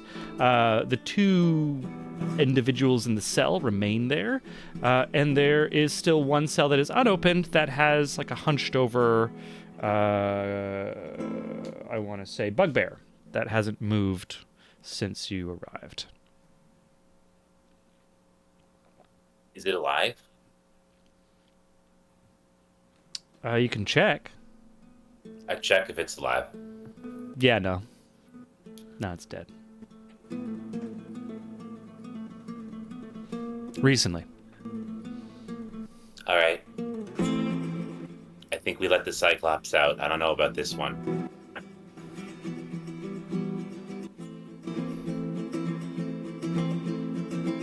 All right, who wants to use the keys? Dad gets up.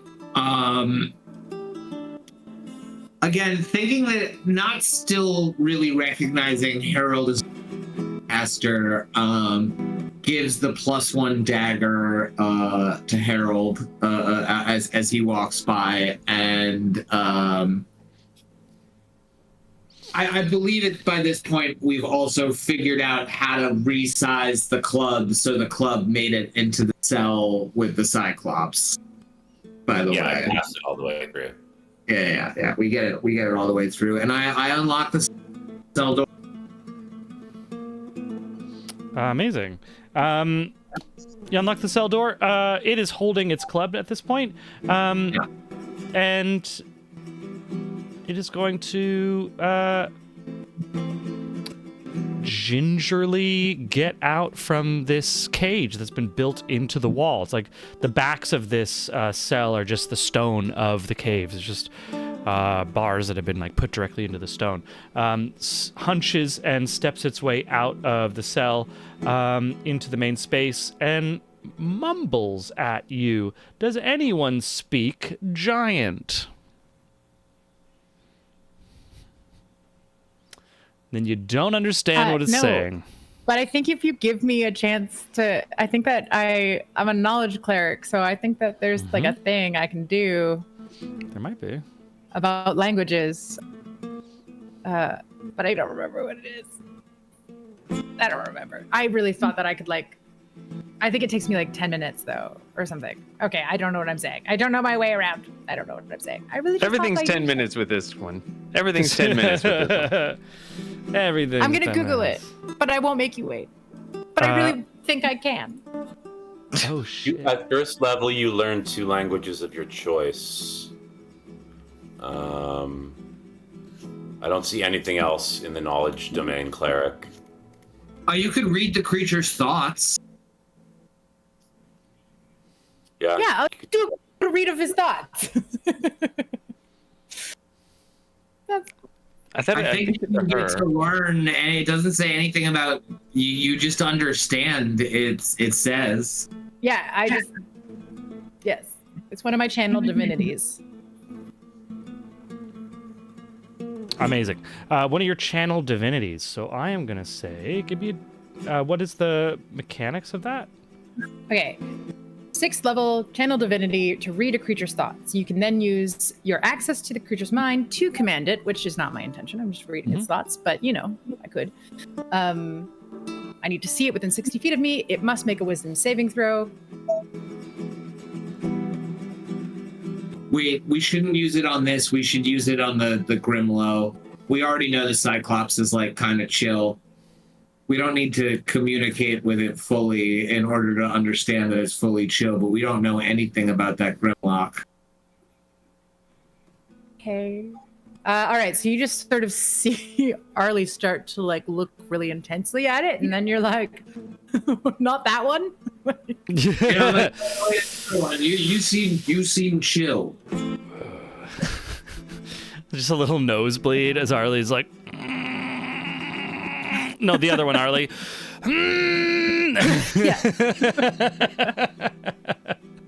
Amazing. Right. So does it have to roll? It has to roll a wisdom saving throw to resist? Yeah.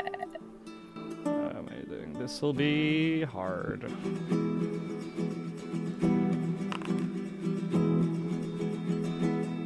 Uh, 13.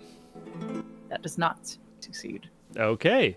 Looking at the Grimlock, you see with the psychic connection, you can understand its thoughts even if you don't speak its language. Amazing. This Grimlock is very angry and jealous that you have released this hulking brute of a Cyclops. Just as a clarification as well, the thing you killed earlier, the large creature, that was large, which is like a 10 by 10 square. The Cyclops is huge. It fills a 15 by 15. It is very big, much bigger than the thing that you have already dealt with. This creature is just medium. It's looking at the Cyclops with jealousy and resentment, and you can feel that resentment bleeding into you for ignoring and not releasing him.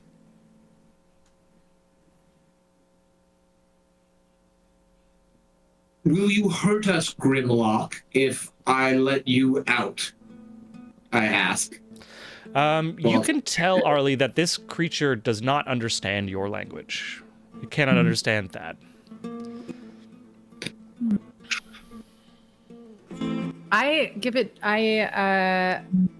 Let's see, I turn to that and I'm like, it's not vibing, but I could just tell it not to hurt us. And that should work for about a minute unless it's very determined to hurt us. I look to the Cyclops, and then I want to, once I have its like gaze attention, I want to point at the Grimlock cell, and then I want to mime unlocking it, and then I want to be like, do like some sort of gesture of like, what do you think? Give me a persuasion or performance check.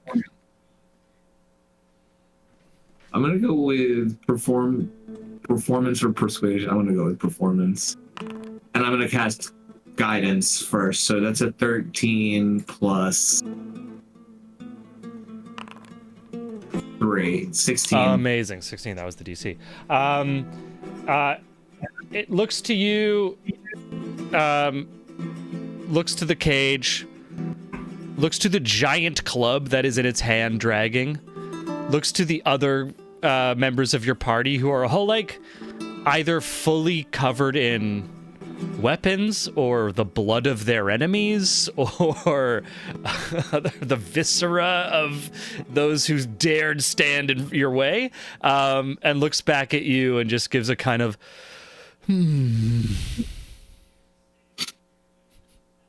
Well, the big one thinks it's okay. I say to Harold. Right. I'll just communicate with it, and I'll just communicate. We are going to release it, though, right? Like, we are, right? I think so. I feel weird about leaving it. I would feel it would be very bizarre of us to sort of play favorites sort of arbitrarily. The uniform of the cultists. Yes, but they also put it in here, which means that maybe they're not friends. Look, we can just easily kill it if it's bad. Right. So I'm gonna give it the command not to hurt us. Look. If you wanna, you gotta take care of it and take it for walks. I'm not dealing with this. Okay. And Claire puts the command on it, right? With suggestion. We are not the droids you're looking for, kind of, you know. But does that auto succeed too? If it fails, Let's see. You can read its surface thoughts. During that time, you can use your action to end the effect and cast suggestion without expending, and it automatically fails. So you can automatically cast suggestion, which means it gets to make another wisdom saving throw, and if it fails, it has to pursue the course of action to the best of its ability. You're right, yes. You have read the fine print correctly. 14 on its new saving throw. No. So that'll be a fail. Sorry. Incredible.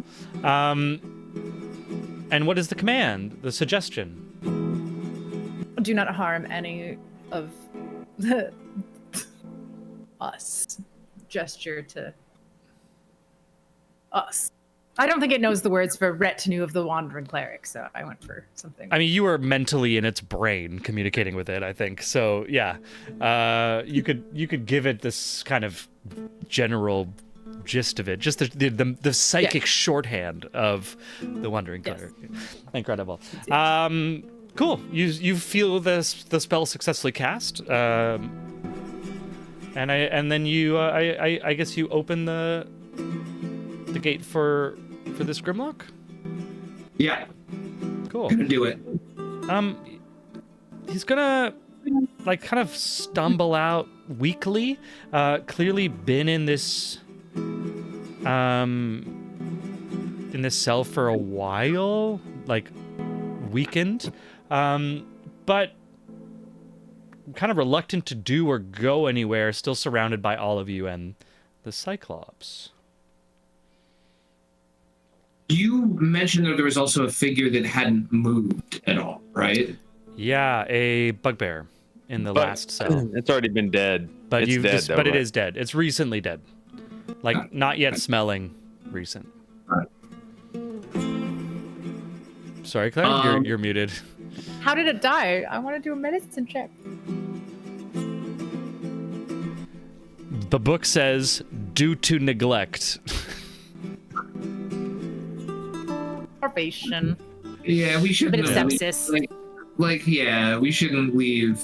Like, if the Grimlock wants to wander away somewhere and get stabbed by its compatriots, or get stabbed by trying to attack us, it's better than leaving it there.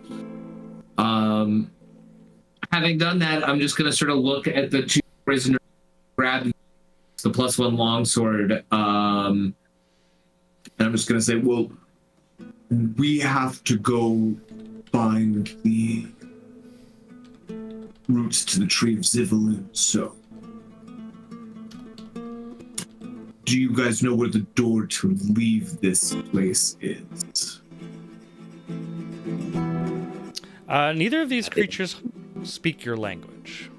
I shrug at that, and then I start walking out of this room back to Erlich, so we can come up with a plan of which door to this dungeon we went. Going to really quickly, Koi, get the Cyclops' attention, and then using the remnant. Are there any torches on the walls for this room? No. Everything. No. This whole place is pitch black. Everything here can just see in the dark. Yeah. Okay. I'll use the remnants of the incense that Arlie burned. Okay. And I'll, with the ash of my finger, very quickly draw a rough sketch of the icon of the Tree of Zivelin. Okay. And then I just wipe it out before any bad mojo can come through. Okay. And then I rejoin the party. Maybe it comes with us. Maybe it doesn't. Okay. Cool. And you're going to exit. So you're all up there, over by Harold and... Sorry, by, like here? At that bottleneck up there? Cool. As you exit the jail cell, the Grimlock and the Cyclops are going to exit as well, because there's another, like, cell door that goes into the holding cells. They're going to follow you. They get to this point here, and the Grimlock comes up, and they stop here. People can give me an insight check if you like, because you can't communicate with them, but otherwise they're going to be standing there behind you in that spot. Natural 20 on my insight check. Natural 20. Yeah. Thad with a natural 20. The Grimlock comes here, sees you all blocking the doorway, makes the choice not to try to pass you all, and makes a very clear choice not to go down the other open hallway.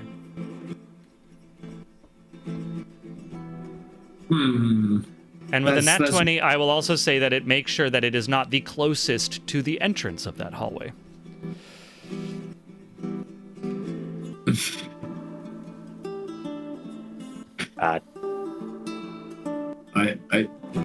I think we should let the gray thing past you all and maybe talk back in the original cavern that we were in. I don't think that we should go down that hallway yet. Can little Bubo see in the darkness? Unfortunately, hawks can't. That is unfortunate. Isn't it an owl though? Oh, it is an owl. That's right. I think it was a hawk. Can owls? Let me double check. They have keen hearing and sight, and they have dark vision. Nice. Yeah, so I'm gonna let I'm gonna give sort of the door a little bit of room. I'm gonna send little Bubo out into that hall. Hell yeah. Where's my little boobs? Where did I move him? There he is. I can't. There you go. Yeah. Gonna send down this hallway. Yeah. Cool. Do you get vision from him when you click on No, him? I don't. I don't. Okay. Can you So- not see through his eyes if you choose to? You're familiar?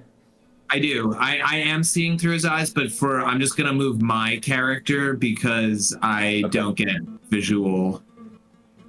Whoa, what's that big thing?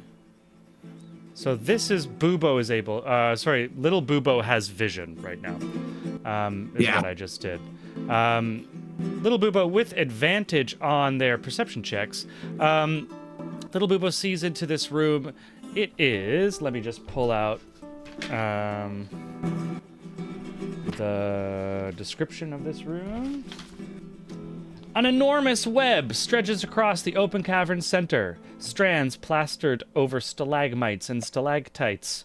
Crawling in the web is a gigantic reptilian creature with 8 legs. Near that creature stands a smaller, one-eyed creature with a body that resembles melting wax. Oh, I'm whispering because I can't hear them or anything, and I'm just saying, oh no, there's a big one back in there. There appears to be some sort of little room or bedroom back before it, but there's 2 creatures, a giant, giant lizardy, dragony thing, and a goopy thing as well. I'm going to fly little Bubo back, and I'm going to see if I can go inside cavern just to make sure there's nobody else there. He's Okay, flying. before Little Bubo goes away, what is Little Bubo's natural stealth? It's little Bubo's stealth. Yeah. It's a dexterity of +1, so it would be it would just be a +1. But wait, does it have stealth as a? Nope. Oh, stealth Okay. +3. Yep, stealth +3. Cool. So its native stealth would be passive stealth, I should say. It's 13. Okay. Are you're looking out of Little Bubo's eyes? Yeah. Cool. You're looking at Little Bubo's eyes. You see the big creature. You see the smaller melting wax, one-eyed creature with a body that resembles melting wax. As Little Bubo turns to go back, Bubo's head swivels. You see this large creature in the web has spotted Little Bubo. But we're not in initiative. Not an initiative. I'm going to say that it has spotted Little Bubo, and you can make a call with what you want to do.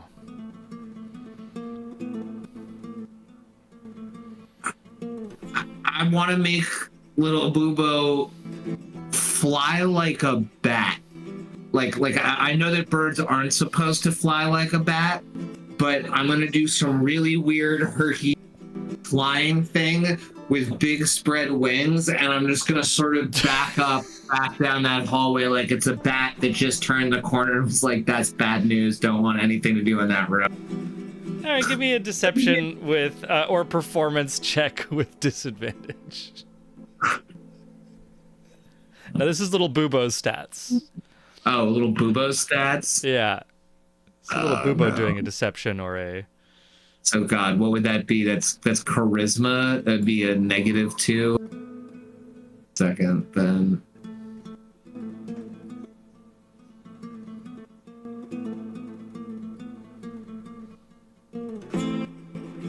Aspiring actor. Oh, I somehow got a -1 on that roll. You rolled 2 1s. I love it. I rolled two natural ones for a score of -1. Amazing. So I am gonna say.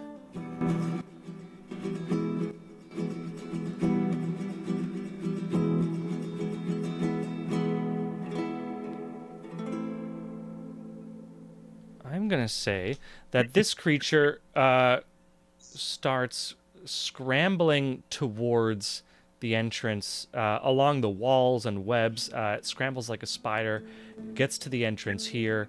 It is going to take a swipe at little Bubo. Well, wait. The second that it moves, like, since we're not in initiative, and then we're going to roll into initiative. Yeah. the second that it rolls towards little Bubo, I mean, this means that I'm going to have to use an action to do it later. But, like, the second that I know that it hasn't worked and it's coming, I pop little Bubo out of existence and I just whisper like a little girl in a horror movie over, "It's coming." I love it. Yeah, have you described everything that Bubo saw to us? Can we just assume that you like saw the voice? I've been just doing a whisper monologue of everything that I've been seeing. Harold will just turn to you and say, "Spurn." I am going to jump to the corner. I'm going to do like an action movie. The second I hear web, like again, it's a thing where I'm going to like do a dive. I dive and I'm casting a fireball as I'm diving, and I'm casting it to explode right here. I want the epicenter to be, how do I pull shapes? There. No, a little deeper. It's a 30-foot sphere. I mean, if you just hit it, the whole room is covered in webs. Yeah, I just don't want there to be any funky, like, I start a chain reaction. I just want to make sure it is 30 feet. I haven't cast Fireball, oddly, in a while. 20-foot radius, pardon. Yep, that's why we check. Cool, that's your center. Oh. So shoot. I'll make a new one. There Yeah, thank you. 20. I'm gonna move it, to like explode right there. Cool. Holy shit. I have dove, so I will fully accept that I'm starting whatever next round prone. Yeah. Cool. I'm gonna say, we're gonna let you get that attack off, and then we're gonna roll initiative. So let's get that attack off, and everyone can start rolling initiative because we know that that's gonna be. Coy, since I'm outside the door, am I in initiative? Even though the door's open, I just want to make sure I'm aware. Yeah, the door's open. Like, on. you've been hearing Thad talk about like what he's seeing through. Okay, I just wanted to make sure. Of course, unless for whatever reason you were not paying attention, but you have every right to be like involved in this. No, that's fine, man. No, that's great. I guess because I still don't have vision for where, like, I'm sending the mote in. The spell works. It is line of sight, like distance, but I don't see the creature, so I'm going to see it in the fire.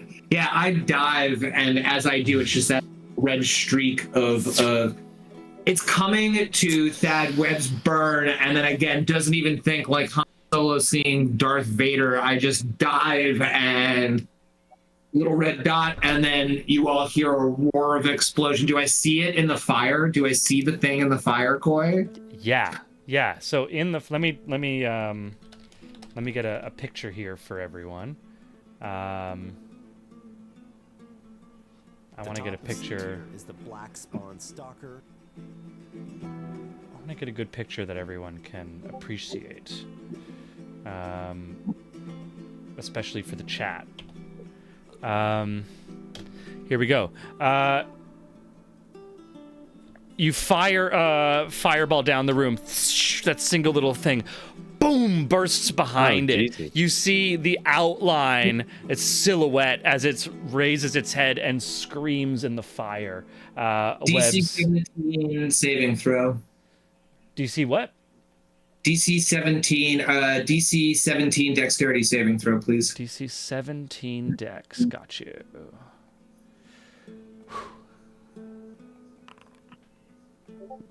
21. So it saves. So it's gonna take half, but that's good to know. So it takes still good damage. 34. 34 halved or okay. Yeah. So that's 17. 17. But anyway, Vikavar has redeemed disadvantage. I don't know what that means. Vikovar, you son of a bitch. Well done. Well played, sir. Well played. With the reroll, it's a 14 on the saving throw. So that's a Nope. fail. the this gods is of why- fire, whatever the gods of fire demand, I will. Amazing. So that's minus 34 full hit point. 34 fire. Fully. Incredible. Very deadly. And let's do our sound off here for initiative roll.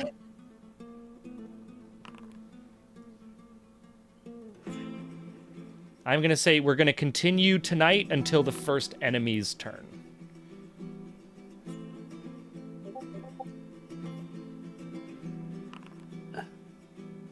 Amazing. Which means we get Harold's turn before our spider dragon is able to respond. Harold, you're going to be our last action of the night.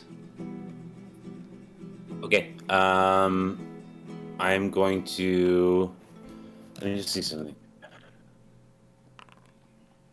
Sorry, I just want to make sure that I don't course. use this in a way it's not designed for, and I wanted to double check. No, it's okay. Yeah, I'll use this end turn. It is. Yep. Okay. Okay, I'm good. I can be out of line of sight of my echo. I just wanted to double check that. Oh, sweet. Thank you. So is it all of this area now is lit, Koi? I assume because it's burning. Yeah, I'm going to give it like a fiery color because that's cool. Okay. I just can't see the creature or anything. Oh, sorry. In that area Let me give you a. There you go. That should Okay. work. Yeah. Did that give you? Yeah. that Yeah, gives you. Sweet. That's great. Thanks, Koi.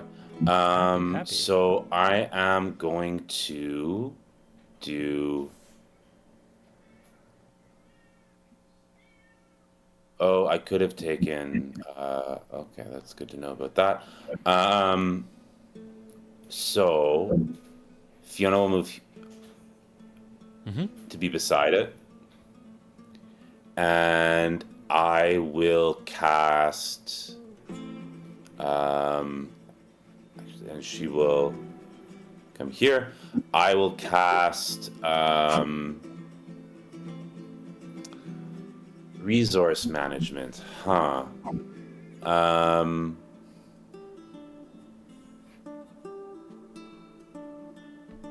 Let's cast Hex on it. Cool. So I already did. I use Hexblade's. I used Hexblade's Curse before. Yeah. This is just Hex. So this Okay. is a bonus action that adds 1d6 necrotic to all of my attacks against the creature.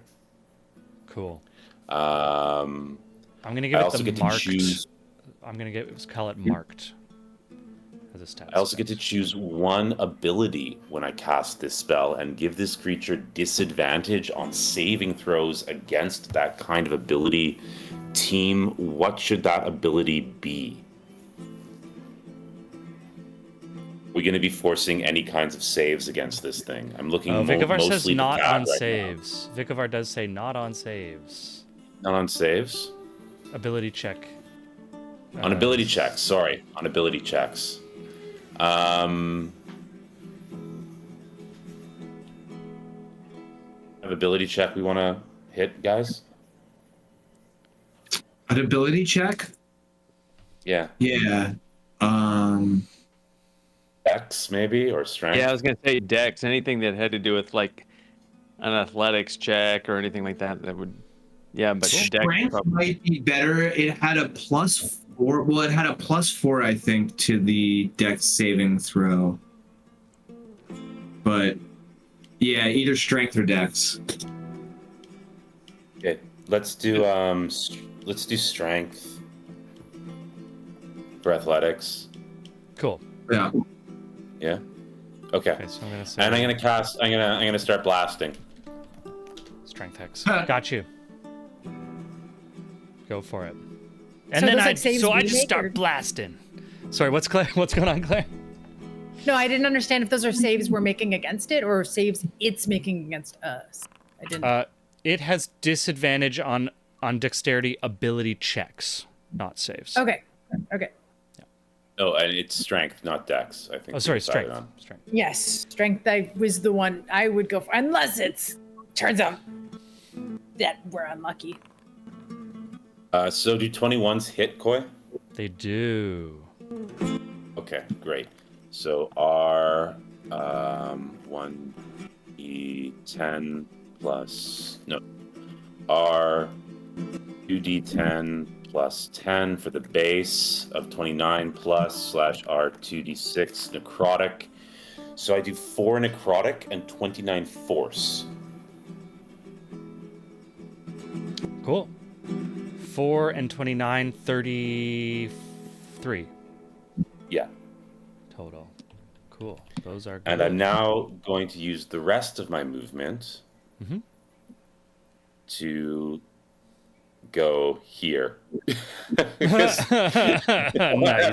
Any part of the breath weapon or anything you can do to make. Okay. Time to get behind this wall. I'll even be a little safer than that. And then finally, it gets moved back 20 feet Wow. from where it was. So if it wants to leave this fire, you keep that in mind. It's going to start its turn in fire. I can look up web on fire, D&D 5e for you. Moves 20 feet back. Boom. The web spell probably has a description. Do we just want to rule that it's the same as the web spell for the fire? Yeah, so webs... A 5-foot cube of web is destroyed if it takes 10 acid, fire, or slashing damage on a single turn. But according to the web spell, any 5-foot cube of web exposed to fire burns away in 1 round, dealing 2d4 fire damage to any creature that starts its turn in the fire. Okay, 2d4, you say? Yeah. Jesus. Damn. Cool. That's going to be the end It's of... a little bit. Yeah, Every bit counts. Every little bit counts. That's the end of Harold's turn to start off round 1. Cool. Yeah. So the next turn is our first enemy, the spider dragon, but I said that we were going to stop for the night at the beginning of our first enemy's turn. So that was our second round, our second session, first full session in this dungeon. We don't have a lot of dungeon experience as a party, but, you know, the books are out. We're going back into it. This is D&D. Let's see, what did I write? I want to thank our players, Michael Keane, Sean Boyd, Sam Gilroy, Claire Hogan, and thank you for tuning in and watching, whether in the chat with us live or viewing from some future time and place. We hope you enjoyed tonight's session. Remember to tell your friends, people that you like, and also maybe enemies. Follow us, subscribe on Twitch, Instagram, YouTube. So do all that stuff. Give us money, Venmo, I don't know. Find us on the internet. And last but not least, we have some more content on the UR Legion channel. This coming Wednesday, we got kids on bikes, actors on bikes, boobos on bikes. And Thursday, sometimes we also got other stuff. Just last night, we had Baldur's Gate 3 run, I noticed when I checked my phone. So you got to keep those notifications on. That's the rule with UR Legion. My name has been Coy. It's been an honor and a pleasure to be your storyteller this evening as our heroes shaped their fate, guided by the many voices of destiny. Because, after all, you guys are not just the audience. You are Legion. Until next week, keep rolling those dice.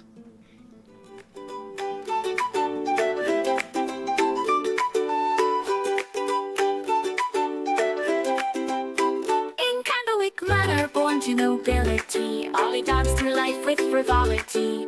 Parties and balls, a life so grand. Little did she know what fate had planned. Ollie, the wandering candlemaker, chosen by Sybil in her destiny's now. Mystic from towers of paper to the open road, a reluctant cleric with powers bestowed.